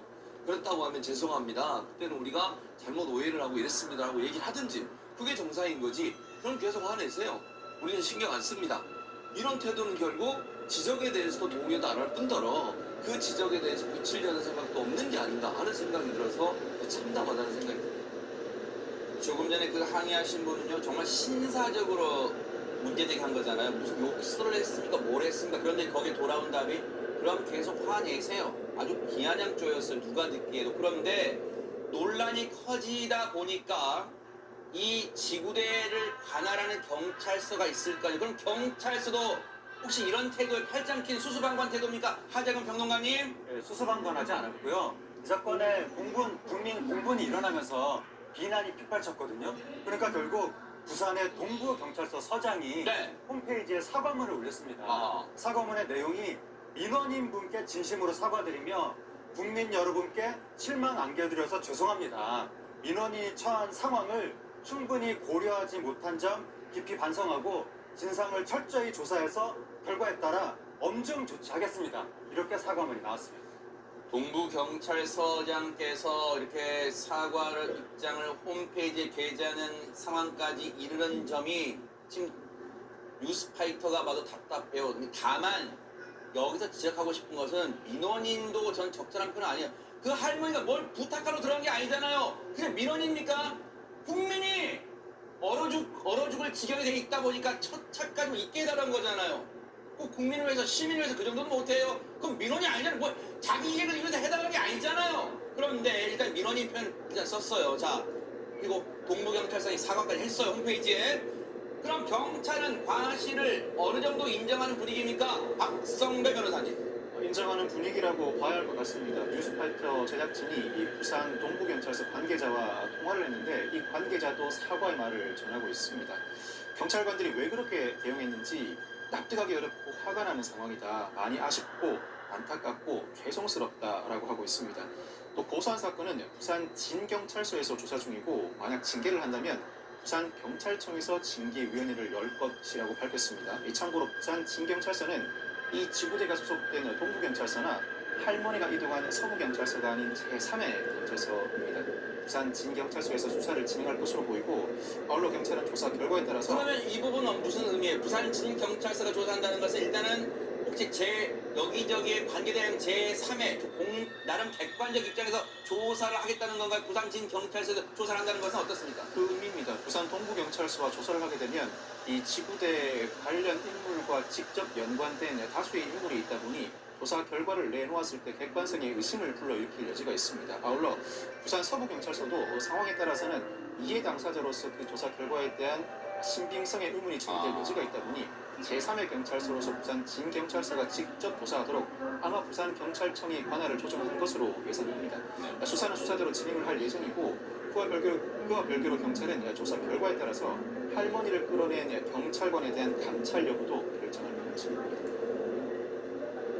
뉴스파이터는 이런 생각을 합니다. 물론 지구대 근무하시는 경찰관분들 근무 여건 그리고 교대 근무 상황 열악한 상황일 거라고 생각합니다. 그러다 보니까 많은 스트레스에도 시달리겠죠.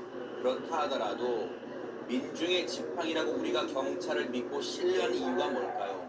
어려울 때 그래도 기댈 만한 곳은, 기댈 언덕은 경찰이란 그 굳은 믿음, 그 따뜻한 믿음이 아직도 우리 국민 속에, 마음 속에 있는 거 아니겠습니까?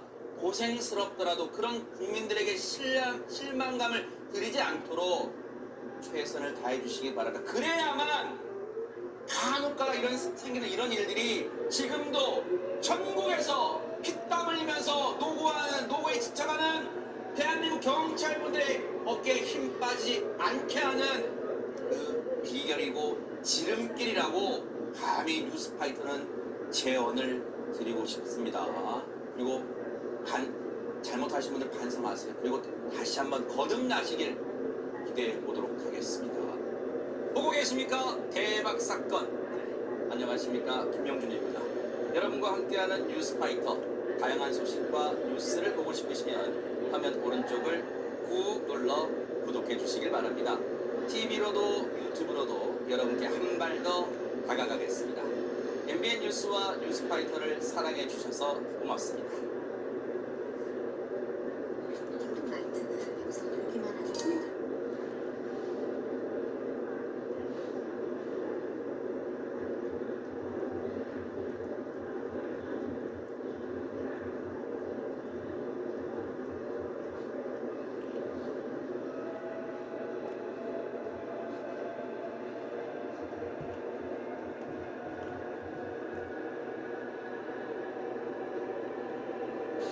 주말 잘 견디셨습니까? 김명준의 뉴스파이터입니다.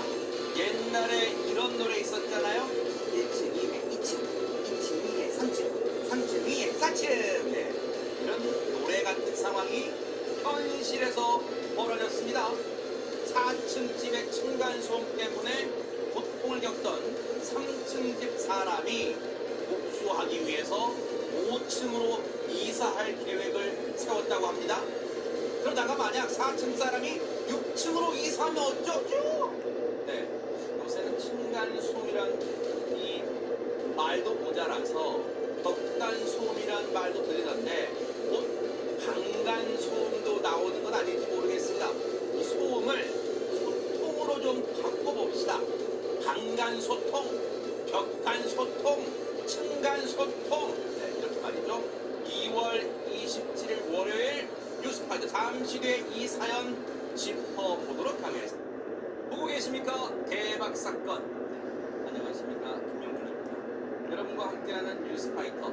다양한 소식과 뉴스를 보고 싶으시면 화면 오른쪽을 꾹 눌러 구독해 주시길 바랍니다.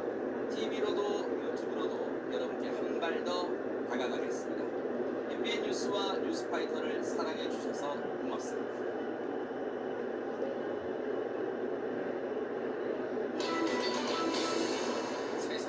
정말 일어나서는 안 될 일이 또 일어났습니다. 김유진 아나운서. 네, 얼마 전 저희 뉴스파이터에서 층간소음을 이유로 새벽에 호신용 상단봉을 들고 윗집을 찾아가서 난동을 부린 남성의 사건 전해드렸었는데요. 이번에는 전남 여수의 아파트에서 비슷한 일이 벌어졌습니다. 어제 새벽 아랫집에 살던 한 30대 남성이 흉기를 들고 윗집을 찾아가서 가족 4명에게 흉기를 휘둘렀다고 하는데요. 범행 이유가 층간소음 때문이었다고 주장하고 있습니다. 아니 층간소음 뭐 대체 얼마나 심했다고 또 이번에 흉기를 들고 윗집에 갑니까? 유인경 평론가님. 이날만 아니라 평소에도 층간소음 문제를 다툼하는데 그날 흉기를 들고 가서 싸우고 다툼이 있다고 사건을 했는데요.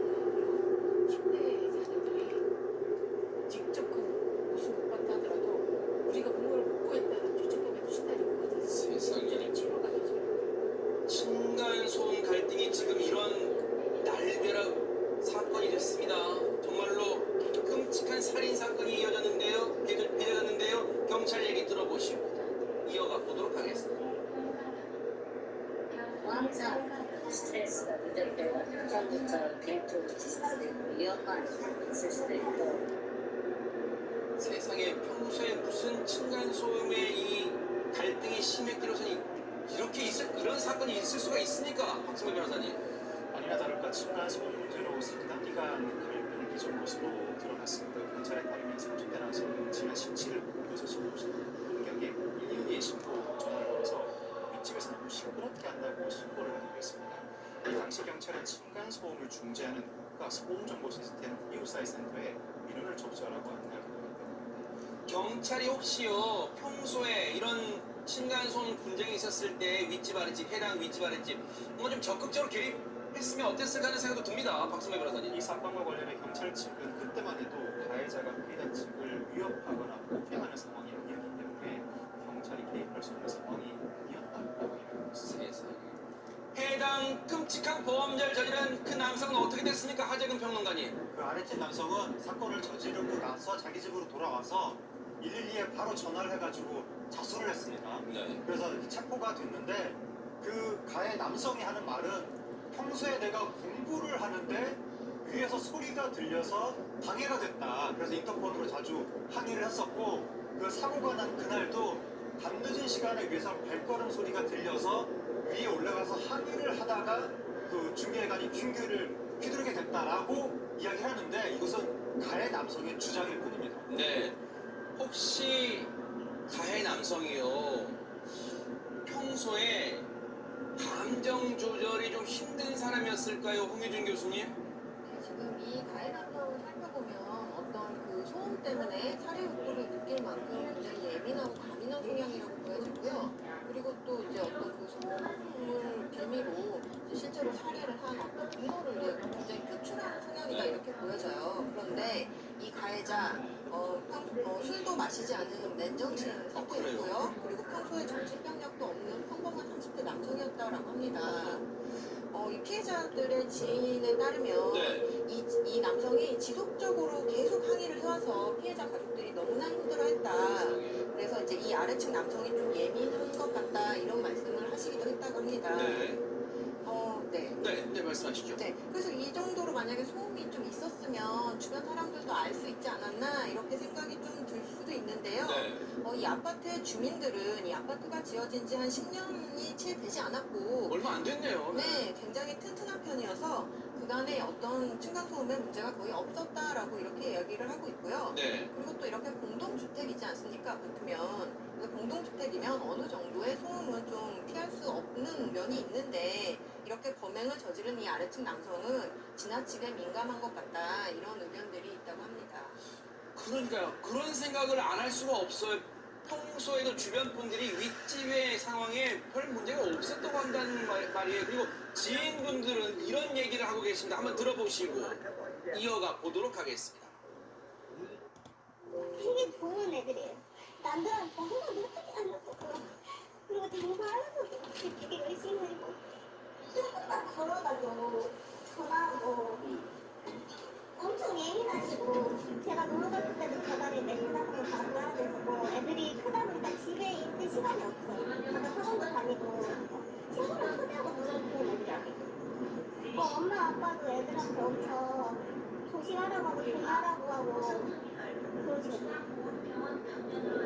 세상에요. 지금 주변 분들, 지인분들도 지금 너무너무 안타깝고 분노를 표하고 있습니다. 그런데 가해 남성 자수를 했습니다. 지금 혹시 범행에 대해서 지금 반성한다는 뜻일까요? 지금 가해 남성 입장에서는 평소 갈등의 당사자였고 끝을 위한 상황에서 자수를 선택할 수밖에 없었던 것으로 보입니다. 가해 남성은 그동안 층간소음 문제로 큰 빚어왔고 이 문제로 한탄을 하는 와중에 한 팀의 범행을 저질렀다고 진술한 후 묵비권을 행사하면서 변호사 입가해 조사를 하겠다는 의견을 보이고 있습니다.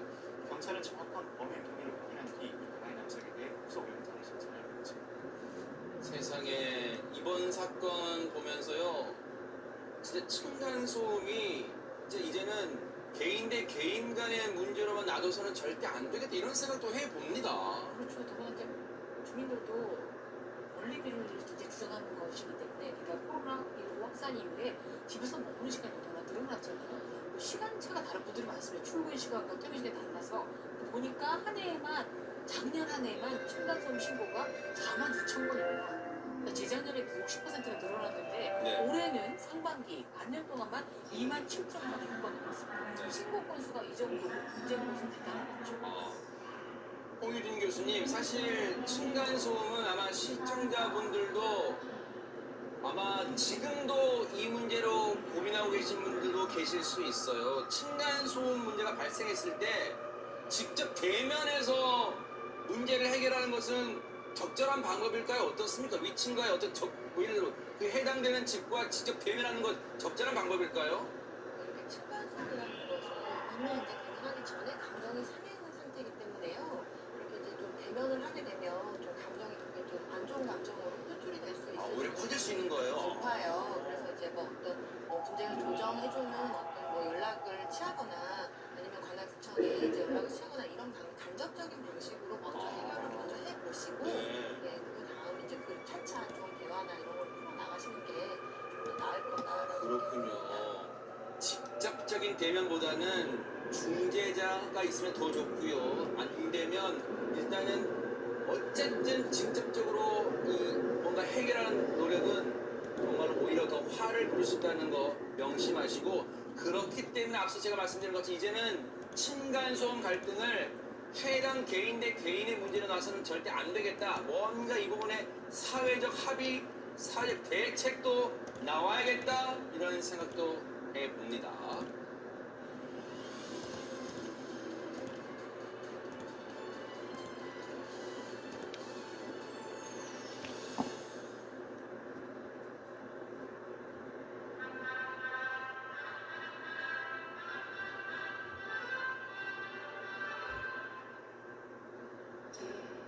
드디어 2026년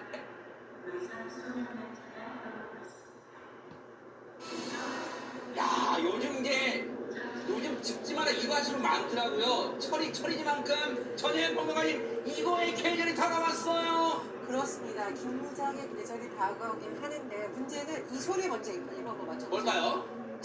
쿡쿡쿡 심장 뛰는 소리? 아닙니다. 뭘까요? 그럼 끼끼끼끼끼 심장이 끌리는 소리? 아니에요. 이거 김장할 때 네. 아랫집에선 이런 소리가 들린다는 겁니다. 최근에 한 프로그램에 50대 여성이 제보를 했는데요. 네.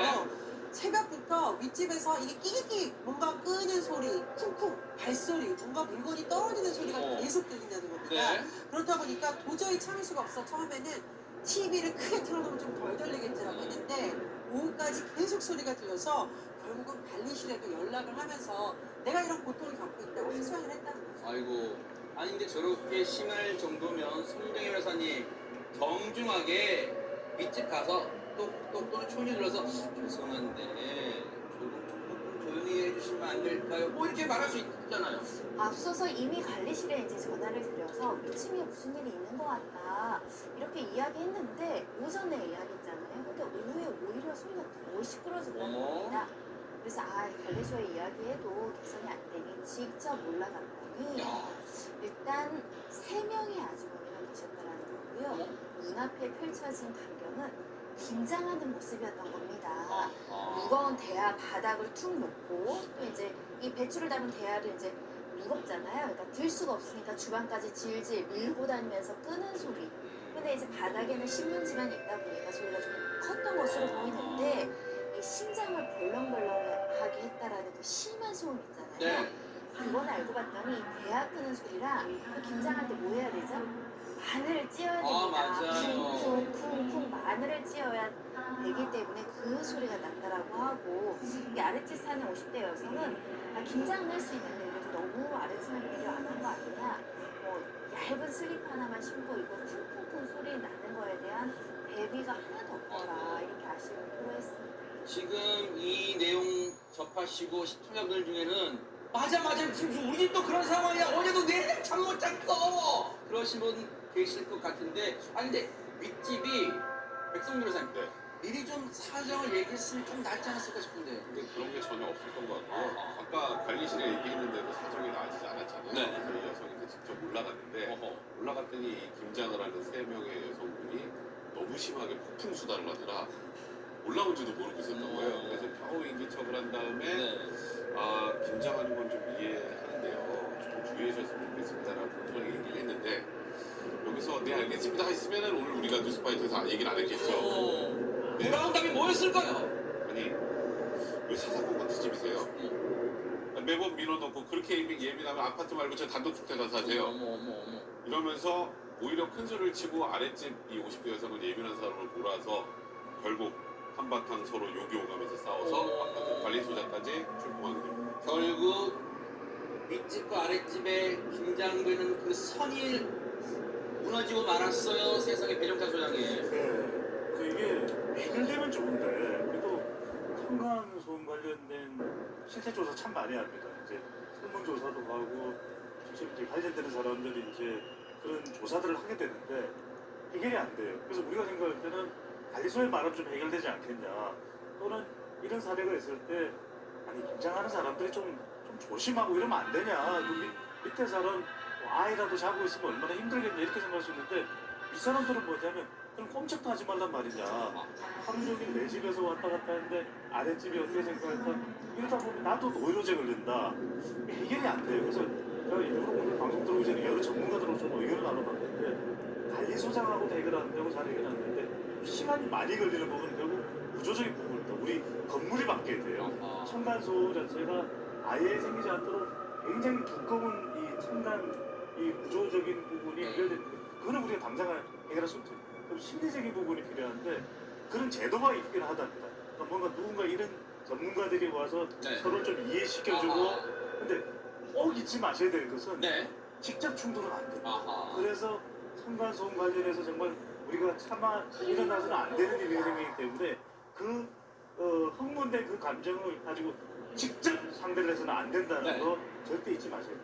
어쨌든 너무 상황이 급박하다 보니까 결국 아랫집 윗집 가게 됐어요. 이 사연을 접한 누리꾼들의 반응도 궁금합니다. 신민석 기자님. 뭐 정치권이 진보와 보수로 나눠서 싸우듯이 이것도 명확합니다. 본인이 평소에 층간소음으로 항의를 해본 사람과 항의를 받아본 사람으로 반응은 딱 나뉩니다. 그래서 아니 그렇게 예민할 거 원래 그 아랫집에서 갔더니 예민하면 개인주택 살지 그랬냐 이런 얘기를 들어도 하는데 반응은 반대입니다. 아니 그렇게 남 배려 안 하고 살 거면 개인주택을 본인이 가서 살지 왜 그러느냐 뭐 이런 반응이 있는가 하면 남의 피해까지 주면서 김장 먹을 거면 그냥 김치를 사 먹어라. 근데 또 반대에서는 아니 좀 김장하는 것까지 문제 삼는 거 너무하지 않느냐. 예전에 아파트라는 그 어떤 주택 특성상 어느 정도 이해해줘야 되는 거 아니냐 이렇게 좀 엇갈리고 있는 상황입니다. 이게 상황에 따라 윗집 아랫집 처지에 따라서 하는 말들이 글쎄요 제가 또 팔랑귀 특징이 나는지 몰라도 약간 다들 일리는 있어요. 그런데 앞서 이 사연을 듣다 보니까 전현 평론가님 윗집 주인분이 하는 말이 사사건건 트집이냐 이 말은 전에도 이런 비슷한 일이 있었다는 거예요. 충돌이? 그러니까 이 여성이 이 아파트 15년째 경북에서 살고 있다고 해요. 근데 예전에는 그렇게까지 불편함이 없었는데 지금 문제가 된 이후 이사하고 나서부터 이렇게 좀 경쟁이 잦아진 것으로 보입니다. 관리소에 이제 민원도 넘어가 하는데 이 발소리 우리가 망치마이라고 하잖아요. 이 소리가 너무 견딜 수가 없어서 계속 주의해주기만 기다리는데 잘 안 되고 인터폰으로 전화해서 항의를 해보고 했는데 나아지지 않았다는 겁니다. 그래서 또 민원을 넣지 하니 또 분쟁이 생겨갖고 이게 가슴앓이를 하면서 3년의 시간을 보냈다고 합니다. 이 아랫집에 사시는 분 입장에서는 3년간 이 소음을 참아왔다는 거에 백성문 변호사님 뭐 해법 없습니까? 사실 층간소음은 마땅한 해법이 없습니다. 그러니까 늘 이 해법을 많이들 물어보시는데 그러니까 사실 법원의 판사들도 층간소음 해결을 잘 못합니다. 그럴 정도로 이게 딱히 해결책이 없지만 아까 배 소장님이 좋은 말씀해 주셨는데 일단 위에서 층간소음 때문에 화가 난다고 아랫집이 위쪽으로 올라가는 순간 여러 가지 문제가 발생합니다.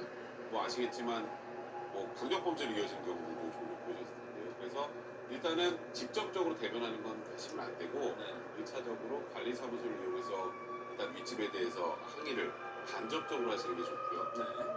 일단은 제일 중요한 건 서로 간의 배려입니다. 그래서 좀 김장하실 때 우리 오늘부터 몇 시까지 며칠까지 몇 시부터 몇 시 때 김장하니까 좀 이해해 주세요라고 얘기를 해주면 밑에 집에서 그걸 못 참으면 지금 어디 앞에 카페라도 좀 가 있을 수 있잖아요.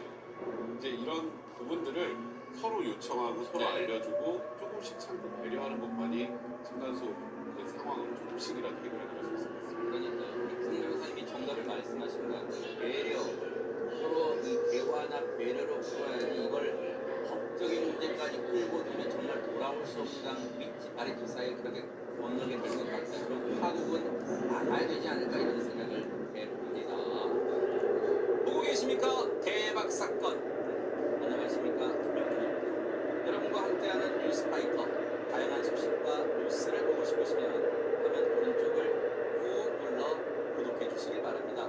TV로도 유튜브로도 여러분께 한 발 더 다가가겠습니다. MBN 뉴스와 뉴스파이터를 사랑해 주셔서 고맙습니다.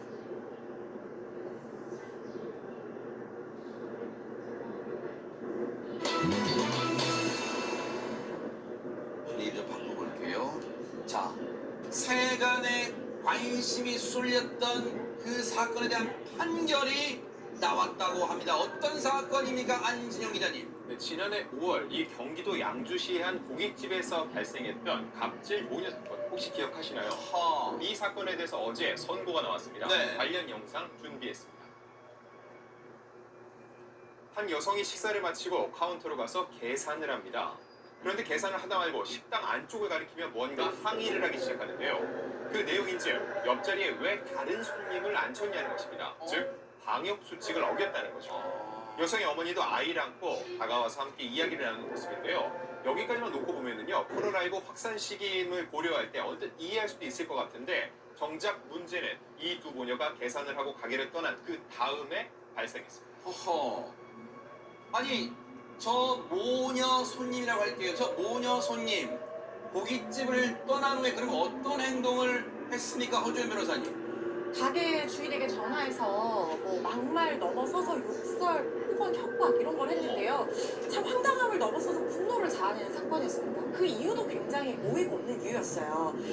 다들 기억하시겠지만 저 사건 어떻게 된 거냐면 작년 5월에 경기도 양주양 고깃집에서 저 모녀 손님이 저녁 식사를 하다가 자기네 테이블에 있는 쓰레기통에 다른 손님이 쓰레기를 버린다 이렇게 항의를 했다는 거예요.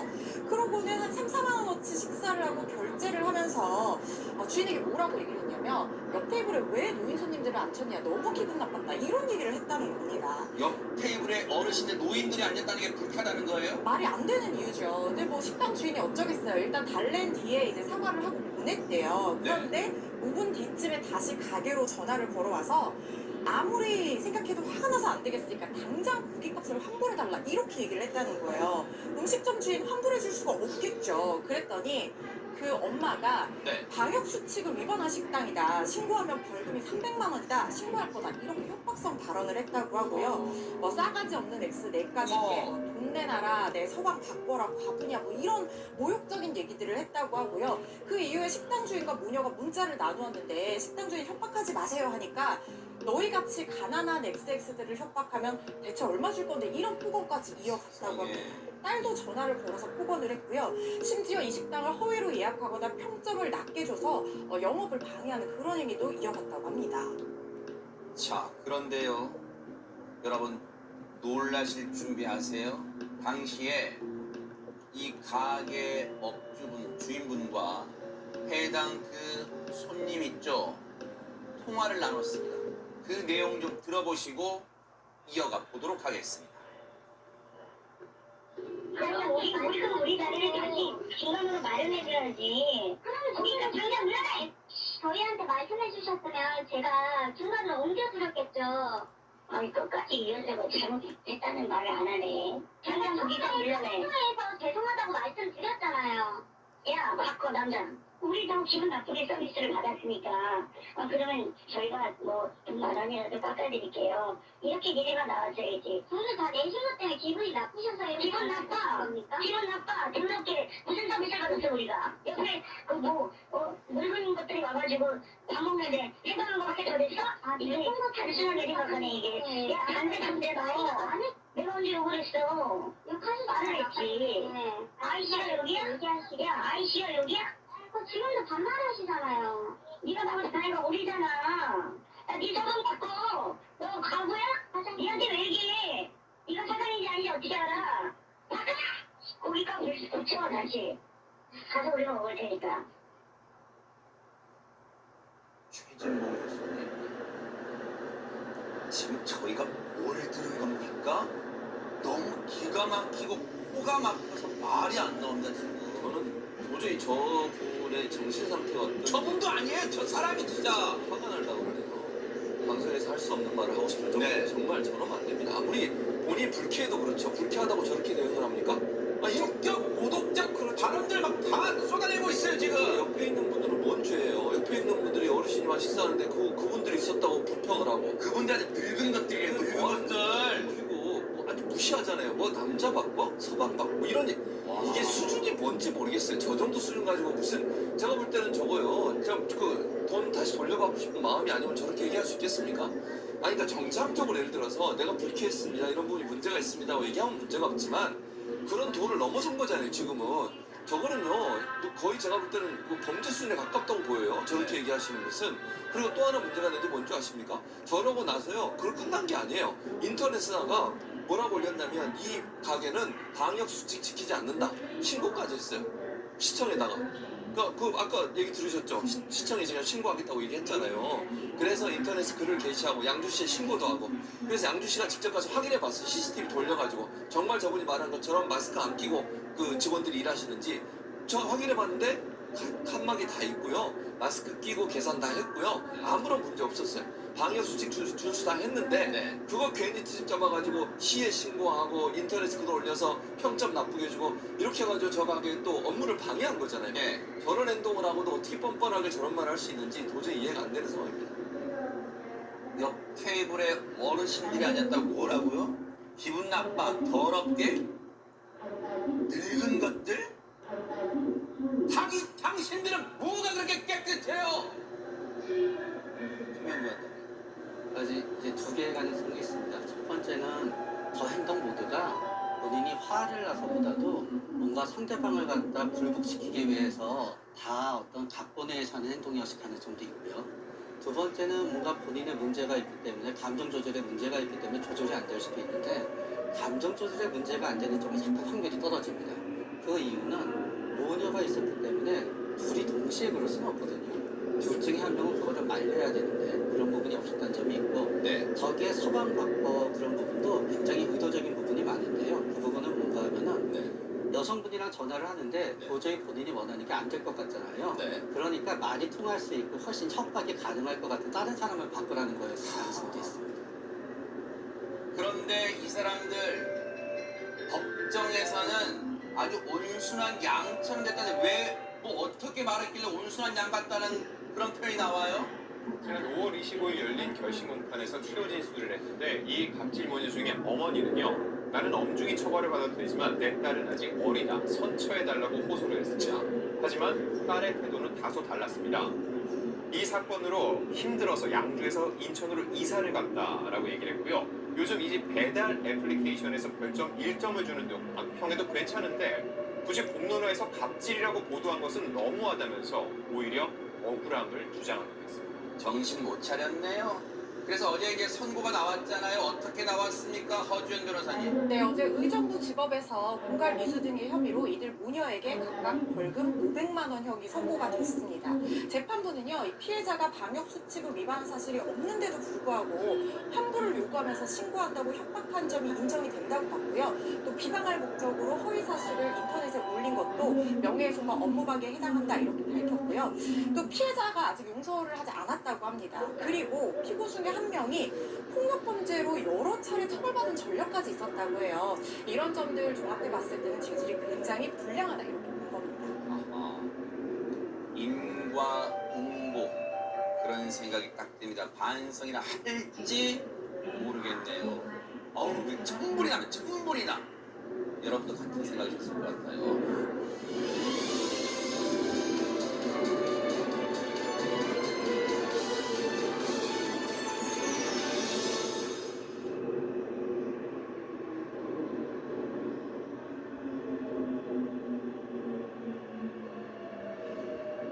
그런가 하면 자 예전에는요 아파트 주민들끼리 막 반상회를 열면서 어려움도 같이 논의하고 서로 오해도 풀고 했잖아요. 그런데 대박 사건 최근은요 옆집에조차 누가 사는지 모르다 보니까 이런 일까지 벌어지고 있습니다. 박성배 변호사님. 서로 잘 알지 못하는 사이다 보니 이웃 간에 분쟁이 많이 발생하죠. 이번에 전해드릴 사건도 40대 부부와 2층간 이웃 간에 벌어진 사건입니다. 지난해 10월 대전의 한 아파트에 살고 있는 40대 부부는 집 안에 스피커를 설치했는데 그런데 스피커 설치 장소가 좀 이상합니다. 왜요? 집 천장에다 스피커를 설치한 것입니다. 어머?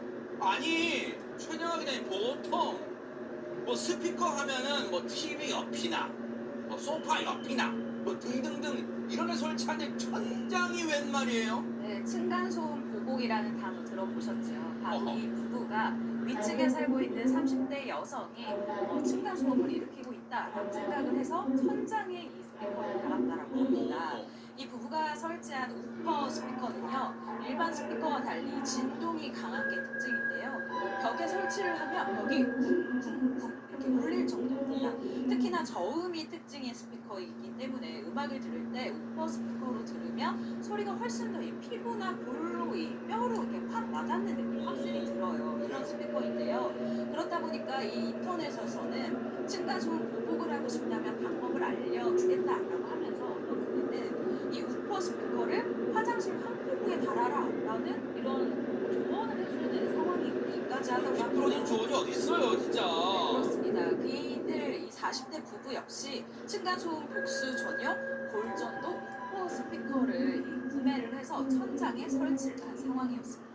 아니 어쩌다가 세상이 이렇게 됐으면 여러분 이런 이름으로 판데 뭐라고요? 층간소음 복수 전용 골전도 우퍼 스피커라고 판대요, 최진모 교수님. 그러니까 이거는 뭐 그러니까 보복하라는 거 아닙니까? 그거 사가지고 그렇게 알려주는 거라고 보이는 건데 이러면 이 문제가 해결이 안 돼요, 사실은. 근데 어쨌든 이분들 이 부부 같은 경우에는요, 이 우퍼 스피커를 위해 천장에 설치를 하고 소리를 이제 재생을 해야 되잖아요. 소리도 어디서 찾았냐면 인터넷에서 찾았어요. 인터넷을 보면 층간소음 복수 음악이라는 캐테고리가 우리 사회가 어떻게 됐어요 지금. 근데 거기에 보면 어떤 소리들이 있냐면 생활 소리 있죠. 의자 끄는 소리, 그냥 쿵쾅쿵쾅 발로 뛰는 소리, 이런 소리 거기 들어있고요. 12시간짜리 음악이에요. 거기에다 그걸로 끝나는 데스메탈이라고 해서 데스메탈이라는 아주 시끄러운 음악 소리를 얘기하는 거 같고요. 또 하나 귀신 소리 같은 거. 이런 거를 12시간씩 계속 재생을 하는 거예요. 어머, 저 우리 사파가 선생님 그림 좀 보자. 저런 거 나단 얘기잖아요 지금. 귀신 소리까지 정말 하다하다 지금 귀신 소리까지 층간소음 보복용으로 소리에 들어간다는 거예요. 그런데 이걸 틀면 천장에 대고 틀었으니 윗집에 대고 틀었으니 갈등이 사그라들기커녕 더 커졌을 것 같아요. 박승배 변호사님.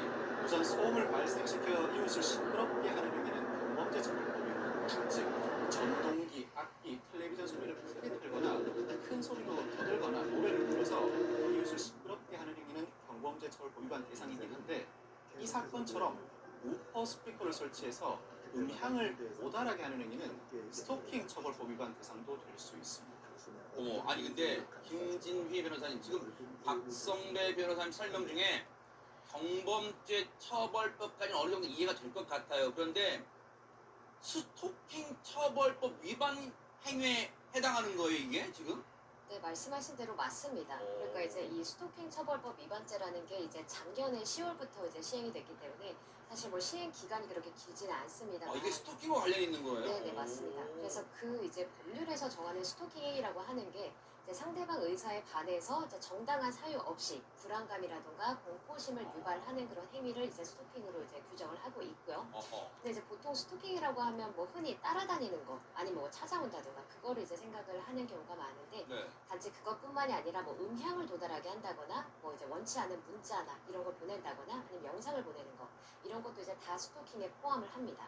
그래서 예를 들어서 뭐 이제 연락을 바라면서 뭐 1원씩 송금을 한다거나 이런 사람들도 상당히 많은데 그것도 다 스토킹에 해당하고, 그다음에 보통은 이제 전통적으로 뭐 남성, 여성, 그다음에 뭐 데이트 폭력 이런 관계에서의 스토킹을 많이 생각을 하시는데 그거 제외하고 뭐 동성끼리라든가 지금처럼 이렇게 이웃끼리도 행위만 해당한다면 당연히 스토킹 범죄는 성립을 할 수가 있습니다. 근데 다만 이제 그 범죄라고 스토킹이라고 하는 게 아무래도 지속성이라든가 반복성이 어느 정도는 필요하기 때문에 지금처럼 이렇게 우퍼를 이용해서 층간소음 보복하는 행위가 어느 정도 지속적이고 반복적이라고 한다면 이거는 당연히 스토킹 처벌법 위반죄에 해당하는 거고, 이게 이제 해당할 경우에는 3년 이하의 징역이라던가 아니면 3천만 원 이하의 벌금 이렇게 처해지게 됩니다. 이게 결코 얘기 들어보니까 가벼이 넘길 수 있는 행동이 아니라는 거잖아요. 그런데 이게 보복용으로 틀었던 이 소리가 최장 12시간짜리라는 거였는데 거기에 이 별의 별소리가 다 있다 그랬잖아. 아까 의자 끄는 소리, 발 쿵쿵 소리, 뭐 시끄러운 뭐 데스메탈 소리란가 뭐 그것도 뭐 100번 양보해서 그런다 친데 만약 윗집이요 자고 있는데 어머 귀신 소리를 보복료 틀어요? 말이 돼요 이게? 여기에 대한 법원의 판단은 뭡니까 박성배 변호사님? 법원은 스토킹 처벌법 위반 혐의로 기소된 이들 40대 부부에게 벌금 700만 원을 선고하고 스토킹 치료 프로그램 이수를 명했습니다. 재판부는 피고인들의 범행이 상당 기간 지속돼서 피해자뿐만 아니라 이웃들의 고통도 상당했다. 또한 피해자로부터 용서받지 못한 점을 고려하면 그 죄책이 결코 가볍지 않지만 범행을 인정하고 반성하는 점을 고려했다고 말했습니다. 이건요 물론 층간소음 피해 너 당해봤냐 저한테 물으신다면 저도 할 말은 없어요. 하지만 층간소음의 피해가 있다고 해서 이런 식으로 대응하고 보복하는 게 그럼 능사인가요? 권장할 만한 일인가요? 우리 사회가 어쩌다 이걸 조장하고 이런 부추김 현상까지 생겨서 층간소음 보복 장치까지 팔아요. 어떻게 정말 우리 사회가 너무너무 반목과 갈등만 커져가고 있는 것 같아서 너무너무 안타깝다 이런 생각해 보고 계십니까? 대박 사건. 안녕하십니까? 김영준입니다. 여러분과 함께하는 뉴스파이터. 다양한 소식과 뉴스를 보고 싶으시면 화면 오른쪽을 꾹 눌러 구독해 주시길 바랍니다. TV로도 유튜브로도 여러분께 한 발 더 다가가겠습니다. MBN 뉴스와 뉴스파이터를 사랑해 주셔서 고맙습니다.